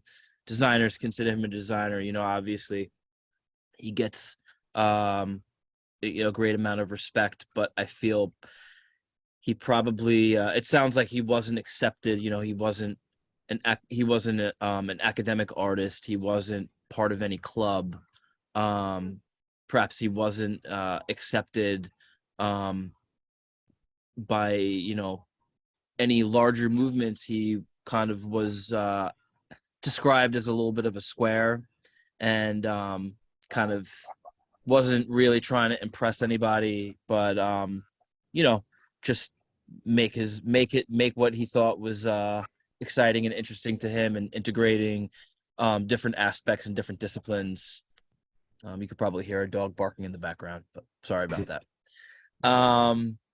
But yeah, I think that a lot of his work by art critics was overlooked, in terms of, I think that they thought he was, all he had up his sleeve was optical illusions and a very clean technique and craft. But as we've been exploring and discussing, there's just so many allegory and metaphor, and just so many thematic layers in his work, as well as tenderness, as well as some pieces that have a really great sense of humor that he's intertwining with all these surrealistic scenes. So I think that one of the wonderful things about his work is that he was playing in his artwork with all these different things that he was into, and depicting in manners that I think were, really delightful to him, and ended up, delighting many of us that find things in his work, whether mathematically, poetically, or technically, that is very moving. Actually, since you asked about other areas, maybe I should mention other areas that I think were deeply influenced by Escher's work. So one is education. Escher gave many talks about his work to scientific audiences, even to museum audiences, to students, and so on. He gave many lectures. At the International Congress of Mathematicians in 1954 in Amsterdam, he was asked to display some of his works. Then some people asked him to use his work in some textbooks. For instance, there is a famous use of his work in a crystallography textbook sponsored by the Crystallography Society. Then Coxeter, about whom I spoke, asked him to use some of his work as illustration for a book of his, Introduction to Geometry, and since then his work has been used in many other mathematical textbooks to illustrate concepts like knots, Möbius bands, spirals, fractals, polyhedra, division of space, and so on. And also his work has impacted other arts. For instance, I read an article about a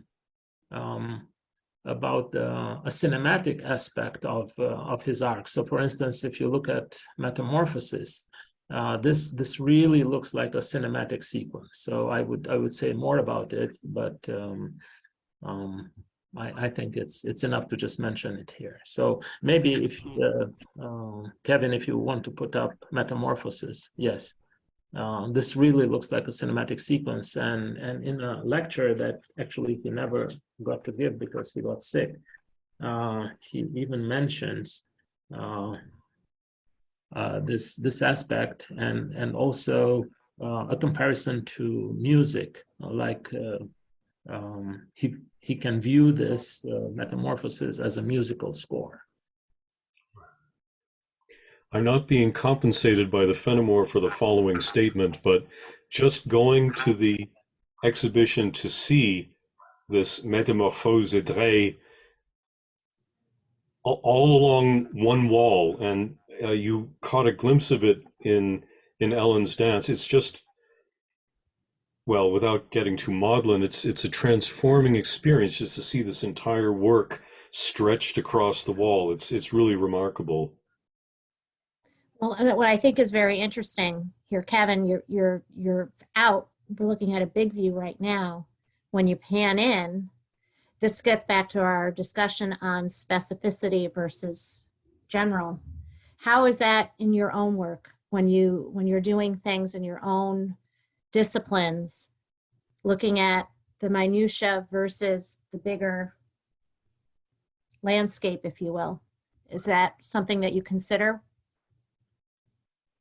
I always consider it. To me, there's an architecture in dance, and I still don't understand why people, when they're going to a dance performance, sit in the front row, because what do you see? I mean, you may see the movement, you may see them working hard or whatever, but when I go to see anything, I sit in the back, the last row that I can pop. Well, not if it's like a 2,500 seat house, but at the Egg, it's a 900 seat house. I sit in the last row because I want to see the architecture of what the movement is doing. So that always enters my mind. Well, and I think we could see that too, even in the videos that they took of the dancers. Sometimes they were in and sometimes they had panned out. You could see, again, different perspectives. How is this? Yeah, in Europe. Andrea, can you explain how this might work in architecture? I was just sort of thinking about it. I mean, I don't have one source of inspiration. I guess in my world, I look at everything around me. I analyze it. I reimagine it. I deeply, have been informed by artwork, from the Cubism period onward, architecture from, primitive architecture, as they call it, where craft and function were so intertwined to make these incredibly beautiful original artifacts that, are not necessarily architecture with a capital A, but they're incredibly beautiful ways of engaging the environment. You mentioned film, film noir, photography, and architectural precedent. I mean, maybe because I'm an academic, that to me is a foundational for any project we start with. We always look at what came before, and we try to develop tools of abstraction to defamiliarize, to understand what the essence is. So to take away the image and what it looks like and what it really really truly is. And I love, again, the way that Ellen speaks about the dance as a space, as an architecture. To me, the space is what we're really trying to develop. So I look at everything as a spatial precedent. How can I extract something from something else and translate it into a kind of something that eventually will become a texture, an experience, a view, a composition. I'm very, my background is very formally based. So that's where I sort of, use my resources, where I take the world around me and translate it as a series of formal abstractions. And then from there, I sort of move into solving the problem of gravity or of structure or of program. But those don't come first in my world.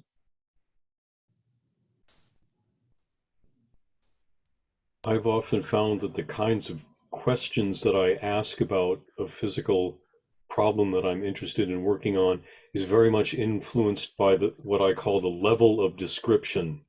That is to say, do I want to look at things at a kind of overarching macroscopic high altitude level?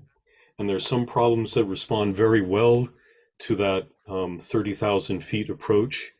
There are other problems that are more usefully pursued at a smaller scale. And Similarly, all the way down to the limit of infinitesimally small, to use a fraught term from mathematics. So I find I'm often interested in tensions, and I like the tension between level of description and the kinds of questions that one can ask. And so that very much informs my process. I just want to reiterate that, Keith. I think that's fantastic. That's also so important in my work to sort of, it's scalability, to think about the bigger picture as a kind of frame or a filter through which you make decisions. And then there's another scale and then another scale. And sometimes you don't always start with the big scale. You might start with the small scale, but I think it's a really, really great point, because certain things just fall away at some certain scales. And so there's a whole different sense of references. I think that's a really great comment. Thank you. I want to move into Escher with his the time period in which he was alive. Obviously, he was influenced a lot by what was going on in the world around him. If he were alive today, with the technologies that exist, in how do you think he might perceive the use of technology in art, or in constructing the impossible, perhaps? Any thoughts on that? I think he would have a lot more shortcuts available today, via applications and technology that could get him from point A to B a lot faster. But I still feel like with his inclination to work in printmaking, that he would still be, inclined to work with a lot of traditional methods in his process, which can be seen today by, a lot of visual artists that are multidisciplined artists, including myself, that use a lot of technology. I design, I'm a painter, but I design a lot of my artwork in Procreate or Photoshop, and then, translate it to paper where I'm doing sketching, and then, bring it back into digital. I think he would probably be very resourceful in using a lot of the technology that's available today, but I think he would always want to kind of oscillate back and forth between his methods of analog versus digital. Mm-hmm. I think first of all, if he were alive today, he would be very pleased to see that many of the things he did, which are really mathematical research, were thought up on by several people and developed further. So, and I mentioned here, first of all, he did quite a rigorous classification of what is called regular divisions of the plane. So how can you classify all the ways to take a convex polygon and tile the plane with it in such a way that every polygon is surrounded in the same way in the styling. So he did a classification of this, but not in the most general setup, and this was now fully clarified by seveile mathematicians. Then other things he did, he gave an algorithm to start from a tiling and develop others. So to start with a square with a certain pattern, and then put that square in various positions inside a larger square, and count how many ways to derive tilings of the plane. And he was right in two instances, and in one instance he was a little bit off, not by much though. Then he studied various ways to transition from one so-called regular division to another. and this was further developed. Then he introduced colors in his tilings. So now people studied more refined symmetry groups, so-called colored symmetry groups of the plane. Then everything is done in the plane so far, but what about tiling the 3-space with polyhedra? So this is also much studied today. He already has polyhedra in his work, but I'm sure he would be very, very pleased to see how this field has developed. And yes, there are several other things that he did that were developed further. So in terms of modern techniques, he might be interested in using various algorithms that are used today for generating art. So I refer here to cellular automata, to genetic algorithms, even artificial intelligence, which has actually been used since even the 1960s, but of course now is much more developed. And also fractals. Fractals are something that already appear in his work, but fractals were formalized after his death, as I said. So iterating complex functions produce fractal art. So all these modern techniques, I'm sure he would be interested in exploring. I think a contemporary artist who has explored some of the same problems that would have interested Escher, but using modern computational techniques, is the installation artist Agnes Denis. And in particular, she has done a number of mappings, for example, of the Earth onto a nautilus shell. And I know for a fact that she got the coordinates from the output of a computer program, and her interest was not necessarily the computational process, but what would the world look like if it were projected onto a nautilus shell, so to speak. And that's the kind of impossible structure that would have interested Escher, I think. Yes, exactly. Thank you, Kevin. That's exactly the image that I was thinking of. And it touches on a lot of the ground that we've covered already tonight. You know, how can you look at the world around you in a new way? Well, there you go. Chris, do you can you think of any examples of contemporary artists who are following up on Escher's moves?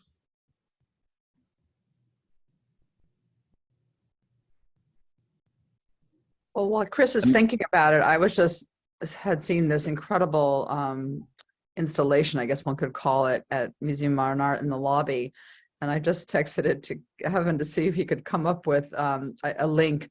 But I was just sort of trying to think about this notion of transformation, and obviously animation and AI and machine learning, and the sort of, I think would have been somehow the kind of context with which some of his work and his ideas would have been developed. And the name is Rafiq Anadol. I don't know if anyone's familiar with it, but if you click on one of the images, let's see, like on the far right, basically took all of the work in the Museum of Modern Art. Yeah, that's the one. Well, no, it's not. That's not that one. It's called Unsupervised Machine Hallucinations. But essentially, that's one there, and it's a transformation of taking from AI, all of the kind of machine learning of the images and the paintings and the drawings in the collection. And it's a continuously, that one there, evolving video. It's mind-boggling. I mean, you go there and there's people who are just like completely frozen looking at this thing. And so that whole notion, I mean, that for me is, I'm so humbled and ignorant of mathematics and physics that I can't really even engage in your all's, conversation, because it's so complex for me. But the notion of the concepts of transformation and tessellations. And, I think that this is somehow, it's not as geometric. It sort of loses the structure of the geometry that I think, Escher relied on so strongly, but it becomes much more fluid as this evolving landscape. And I don't know, this just came up, I imagined this when we were asked the question, Michele. So there it is. No, I think that's kind of what I was thinking of, is what would he be doing right now? Would he still be using his lithographs and woodcuts, or would he be moving into these other genres perhaps? And Chris, maybe you can add in your perspective as an artist as well. Yeah, I mean, I definitely see his influence everywhere, in film and painting and sculpture. Another New York City public work of art that is, definitely influenced by Escher is the Vessel in the Hudson Yards by architect Thomas Heatherwick, which is Kevin, if you can pull that up.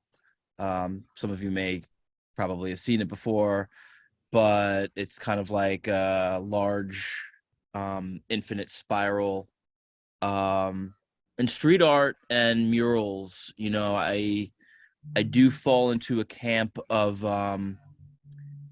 painters that some categorize as put into the category of sacred geometry, which is kind of a funny term. I've heard it described as kind of a redundant term, sacred geometry, suggesting that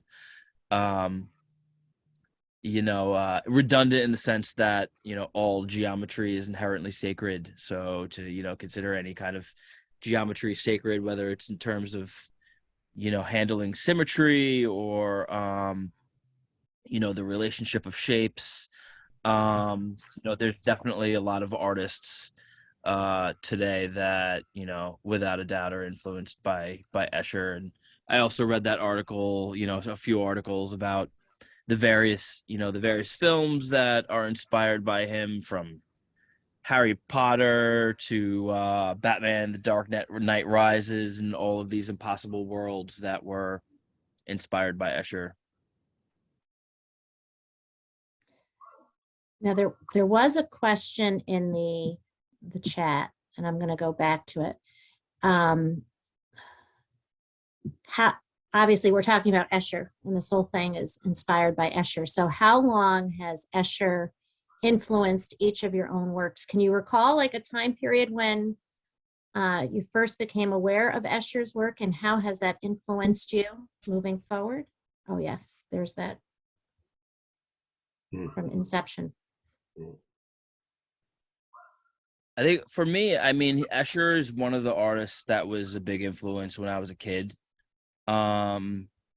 Especially since his work was just so available and it was so widely published in various, art history books, that it was just one of the artists that, at least in high school, if not before that I was just really immediately impressed by his ability to create nuance with black and white.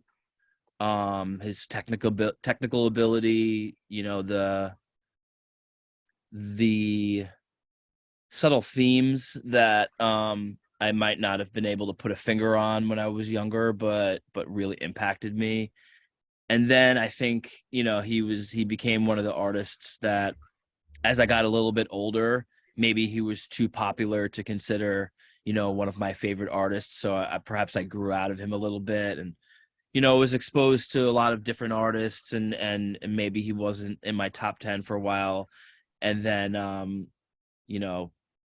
later on, or more recently, since, reflecting on the quality of his work and creating the mural for Cooperstown and Fenimore Art Museum, that, really revisiting him as, a timeless favorite, just, without a doubt, somebody who stands the test of time, at least with me personally, and being a favorite artist that, it's just not an artist I grew out of. He was always one of my favorite artists since childhood. Anyone else want to answer that question? When did you first become aware of Escher, and how has it influenced your own work? I'm very grateful for the early exposure that I had to Escher in seeing images of his in grade school.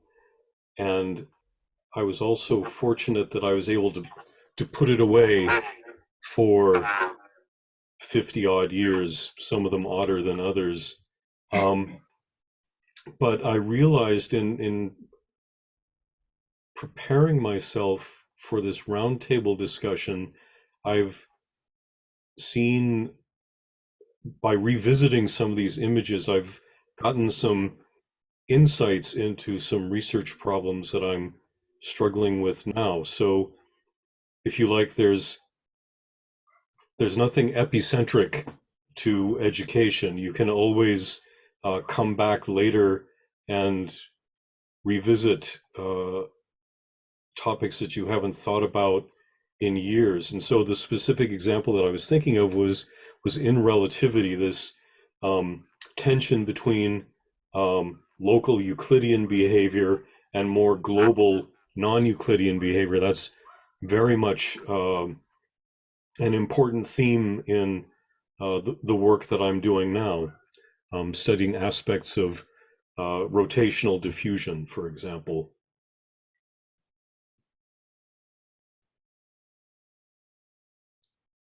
Yeah, so for me, as I mentioned at the beginning, Escher's work is very useful in teaching my transformation geometry class. So, like others have used his work in textbooks, I'm using illustrations, works of his to illustrate these concepts about periodic tilings of the plane and corresponding symmetry groups.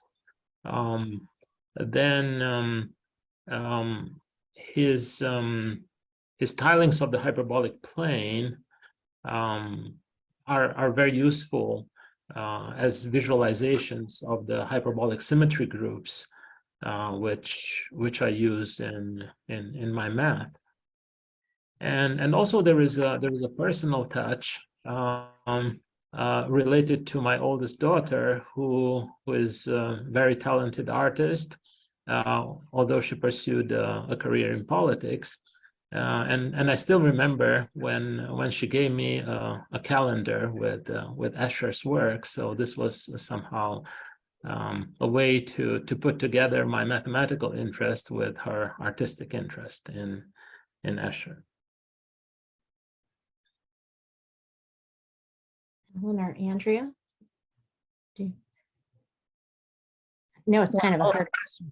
I know I'm a bit in maybe Chris's earlier camp. For me, he was, when I was younger or, emerging into architecture as a student, for me, Escher's work was quite commercialized. And so it was something that was very, very graphic. And I have to admit that when I actually went to Cooperstown, a month ago, when I was at Kevin, and saw the exhibition, I was totally blown away.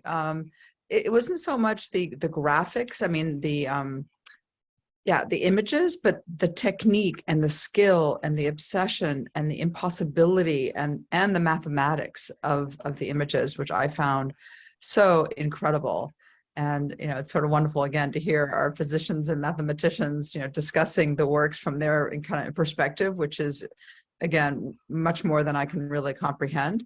But to see it interpreted, within Ellen's work, it becomes spatial, it becomes transformational, it becomes textural. And so all of those things are so fundamental to my work now, and what I teach.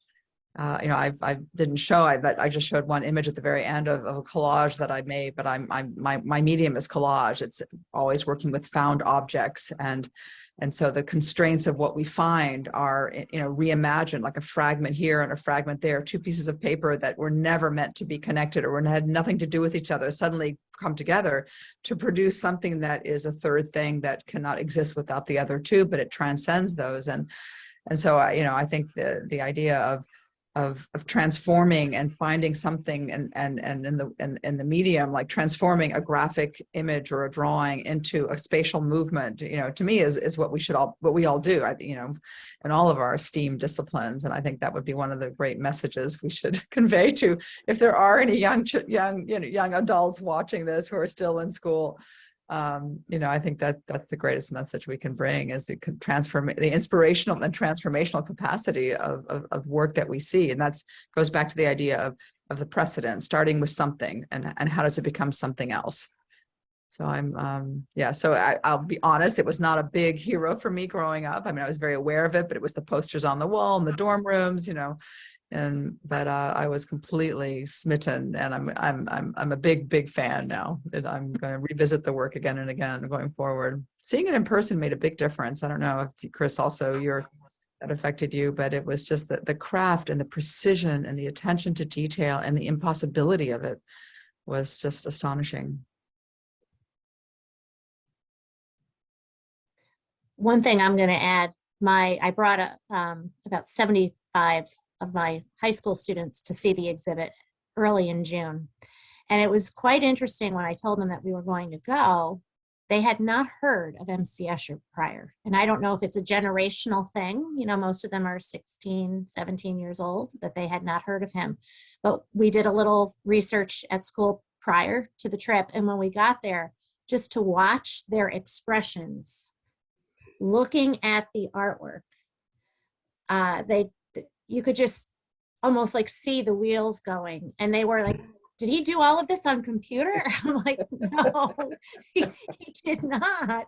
This was all done with, look, there's the woodcut they have in the exhibit. You can see the different techniques that he used. And then they even had a little table set up with, so the kids could practice trying to create some Escher inspired artwork. And they were just, this is hard. Miss Famoso, this is hard. I'm like, yeah, imagine. And even not with a mathematical background. Right. So you could come up with these tilings that, mathematicians have worked them out, but he did it without the mathematical training. And he actually says that mathematics for him is a sequence of symbols and language that he doesn't understand. And he had trouble communicating with Coxeter, who wrote in a more mathematical language, even though the things that they were talking about were the same things. So it's amazing intuition. And I say it again, I compare him with Ramanujan. And on top of that, he because it's printmaking, everything's inverted. So not only did he create these images, he created these images inverted, where everything was light was dark, everything in dark was light.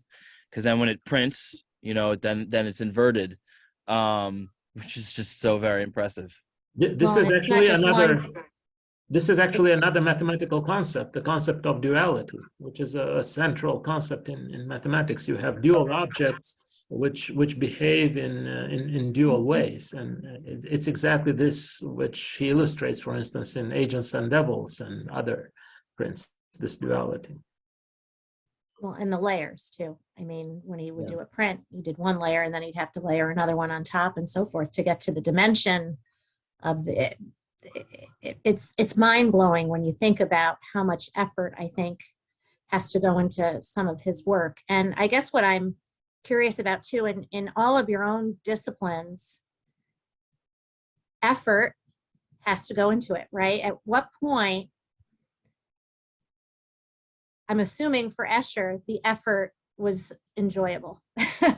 And I would hope it's enjoyable for all of you as well, considering, your life's work.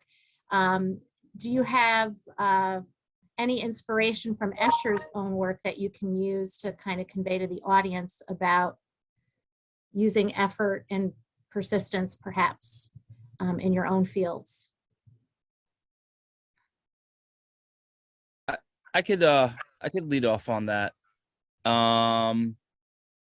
Yes, I'll share my screen again. Again, one of the things that I do 3 months out of the year is pumpkins. And these are just a handful of examples on my website, but I carve hundreds of pumpkins in a fall season. I do have if you've never heard it before, professional pumpkin carving company, as crazy and niche as that sounds, but I have a small team of pumpkin carvers and illustrators and printmakers that churn out highly detailed pumpkin art for commercial purposes, for private clients, all sorts of things. This was Picasso's Young Ladies of Avignon that I carved for Museum of Modern Art. The MoMA displays our pumpkins every year. We carve a pumpkin of a work of art that they have in their collection. We've carved Van Gogh. We've carved actually this Edward Hopper painting was carved for the Whitney Museum, and it was on display at the Whitney. So, we've gotten a lot of recognition from a lot of prestigious art institutions, but these are all real pumpkins, and, an incredible amount of time goes into carving them, and they last about 3 or 4 days, a week at tops. They're, of course, it's an ephemeral medium. And, the moment I start carving into them, the clock is ticking on how long they last. So a lot of people ask, like, how could you possibly put so much time and effort into something that is going to decompose and isn't going to last forever? And I think, that's one of the aspects of the medium that I really enjoy and appreciate. Kind of me as an artist brings me into the moment. These are photographs of them, but when people see them in real life, it kind of brings them into the moment and recognizing, oh, this is something that, isn't going to be here forever. It's not even going to be here for a week. It kind of just taps into that present moment. And I think for Escher, I think even though he wasn't necessarily working in an ephemeral medium, I think just the process kind of, I imagine for some other people in other disciplines that, I'm always trying to achieve this flow of just being in the present moment and just kind of being,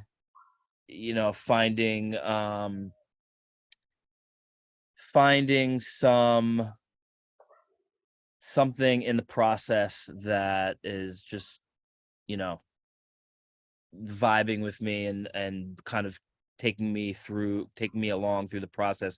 I'm not as much, I have an objective in mind, but it really is about the process, and not all of it is enjoyable. I imagine for everybody's a lot of hard work, and with pumpkins, there's an aspect that's very messy and very laborsome, but there is a passion to it that I really enjoy, and I imagine that Escher found a lot of that same enjoyment in what he was doing. Otherwise, he wouldn't have been so prolific, and he wouldn't have been doing it his whole life, kind of merging these worlds of mathematics and art.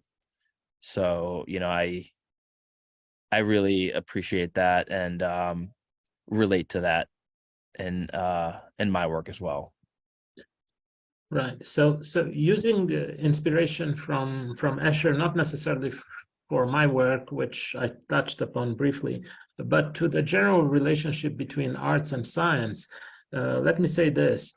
There have been many scientists who are using arts to illustrate, to visualize structures in their fields. So, for instance, there are many examples. I won't get into concrete details, but there are examples of scientists who have used arts to illustrate, for instance, mathematical concepts, or maybe the nanoscale structure of cells, or, for instance, brain connectivity, and so on. So that's certainly a very interesting inspiration that could be traced back to Escher.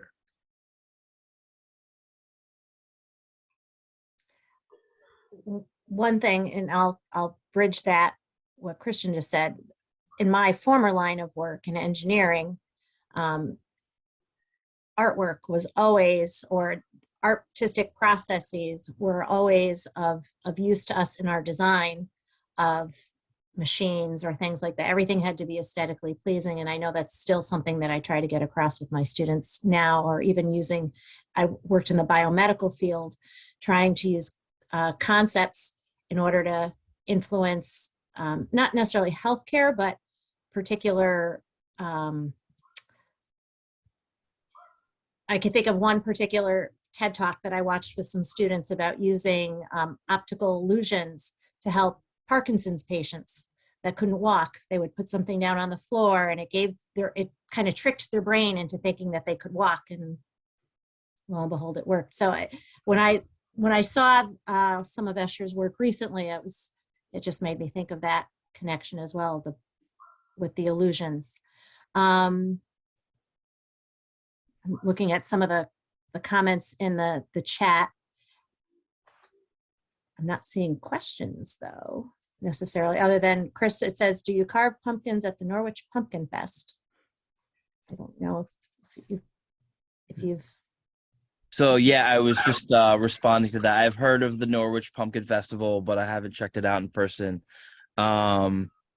Yeah, the medium of pumpkins has definitely gotten a lot more popular in the past 15 or so years. I've been carving highly detailed pumpkins since around the year 2000, and around then, kind of very early social media is when it started to get a lot more popular. There's some other really amazing pumpkin carvers, Ray Villafane, Sue Beatrice, that have really taken the traditional pastime of pumpkin carving to a whole new level. And, now it's just another medium, and, artists and sculptors are doing, the most amazing things with this medium. And every year, people are doing all sorts of really innovative things with multiple pumpkins and giant pumpkins. I've carved giant pumpkins. Pumpkins can grow to be over 2,000 pounds. And I've carved some of these for, places such as Coney Island's Luna Park has a Halloween event that we carve a giant pumpkin for every year. And we're more so, a production company that produces the pumpkin art for individuals or for commercial purposes, but we're really excited to also create a pumpkin theme park of our own. So it's a fun medium. Michele, there's back at 7:31 there was a message from someone about it's a quote by Albert Einstein and related. Could you read that?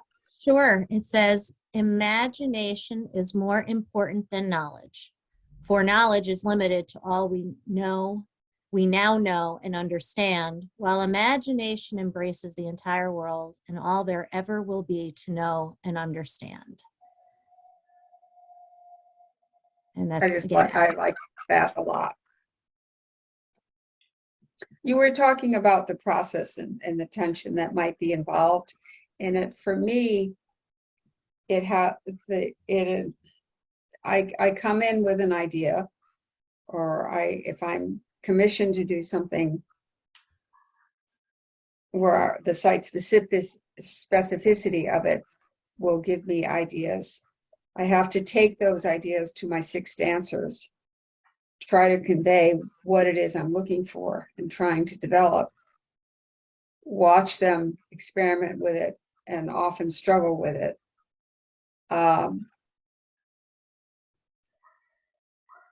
As we continue working, I am able to be more definitive about what specific portions of the piece are about.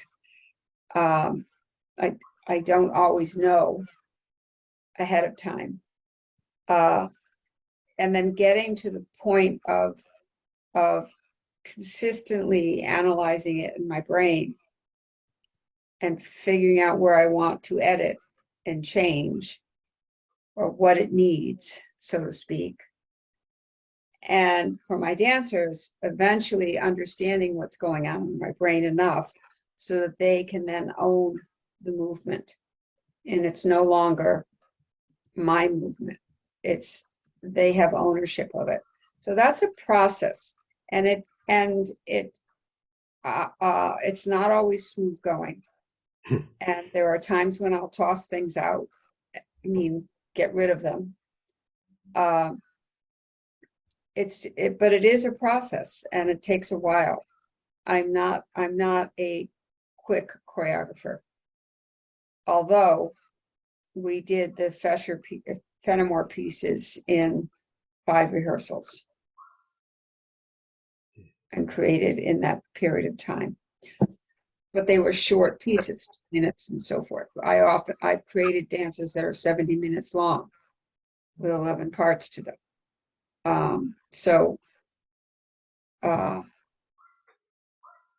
To me, it's something I obviously enjoy doing, but it can be a struggle to get it where you're hoping to get it and take it.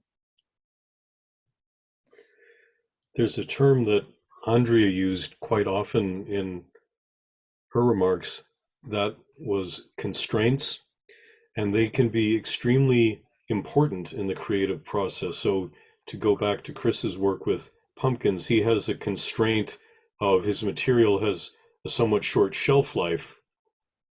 Artists who work in fresco, for instance, have to move quickly because they need a certain pliability of the material that goes away with time. In Escher's work, because he was working with woodcuts, he had more leisure, should we say, that he could work slowly, but there's an element of the ephemeral in Escher's work as well, because he very intentionally canceled a number of the lithographic stones that were used to make prints. That is, he X'd them out so that it wouldn't be possible to use them to make any further prints. And I guess I'm curious to know to what extent people think about this notion of preventing further use of artistic materials, such as these canceled stones or canceled lithographic blocks. It seems to me that it's an acknowledgement, perhaps, of a very personal choice on Escher's part. If not me, then no one else. And I think that might be representative of the drive that he brought to his artistic process.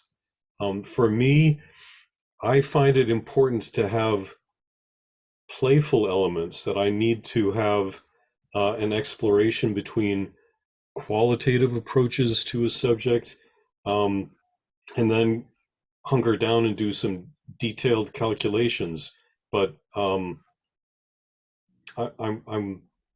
groping for a theme here, but I guess what I'm trying to say is that I think everyone experiences different levels of intuitive versus quantitative, and this addresses a comment that someone made about left versus right brain, and maybe we could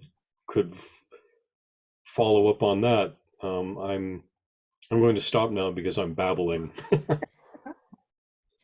And the comment was, has anyone noticed the use of both sides of your brain and use both hands, or are left and right-handed? So that was the comment. I don't know if... I'm right-handed. I really can only use my right hand for stuff. As I mentioned before, I use my opposite hand sometimes in practice and like figure drawing, live figure drawing, a lot, a lot of the quicker poses and more gestural sketches. Sometimes I'll switch hands, again, just to kind of, because for figure drawing, a big part of it is more in terms of how you see something than what you're drawing.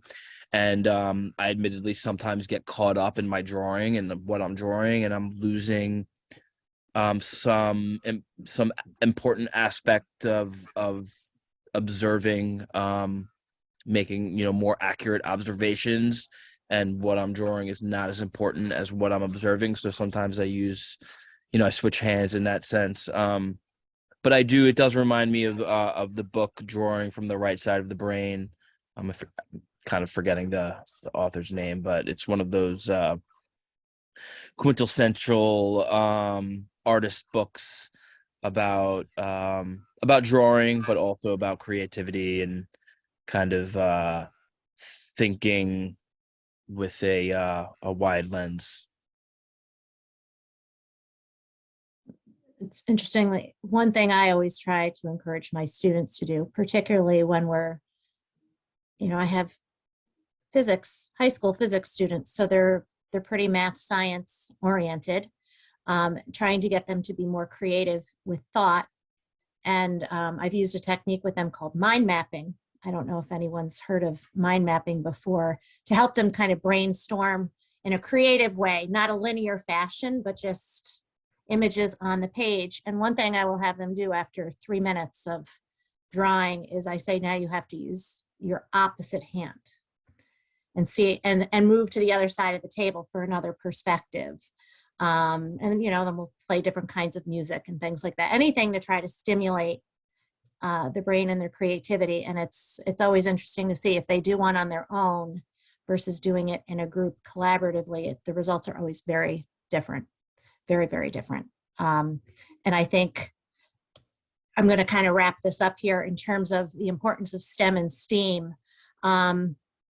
STEM is the acronym for science, technology, engineering, and math, where STEAM, as I mentioned previously, includes the arts. And I think there's been a direct shift in maybe the last 10, 15 years to move more away from just STEM to include the arts. And I know from my own perspective as an educator, the arts, I think, has such a huge influence. And it's, to my personal opinion, it's a shame that when budgets at schools get tightened, the first thing to get cut are the arts programs.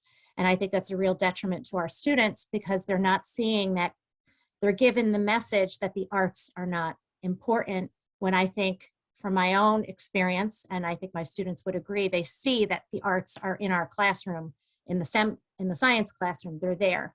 And I don't know if any of you have any other thoughts about the importance of STEM and STEAM together, and how Escher felt about that. If I could talk a little bit about something that Keith and I are doing right now. We've done this for 2 or 3 summers. My dance company does quite a bit of outreach and education work. There is an organization called Girls Inc. It is a national organization, so this is obviously the area component of it. But young girls in middle school to high school, I believe, sign up for 5 years. One of the things that happens every summer is a program called Eureka, and it's on the Albany campus. And the high schools, these students come to the campus and I believe spend 1 or 2 weeks there. They have workshops with professors, but they also have workshops with us. And the premise comes from something that Keith and I developed several years ago, which is another educational program called choreophysics.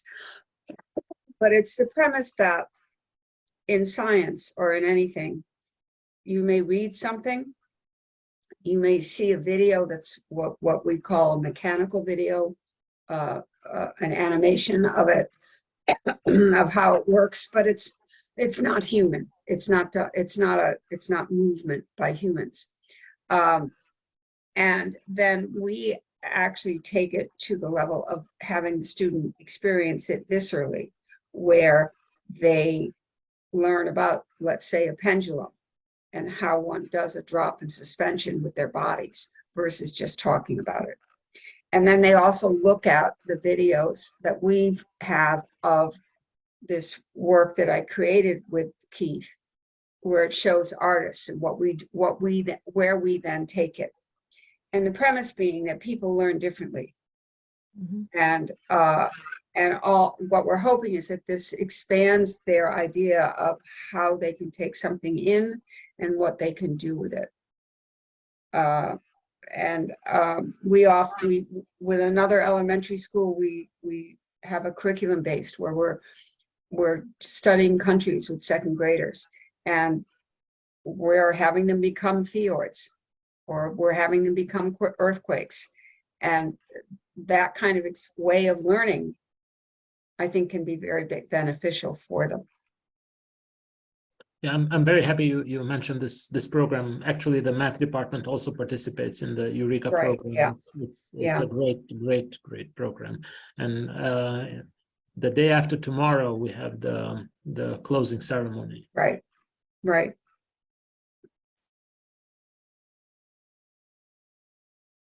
It's been very rewarding to participate in that particular program, and I think it demonstrates possibilities for STEAM that could be scaled to a larger extent than it is now.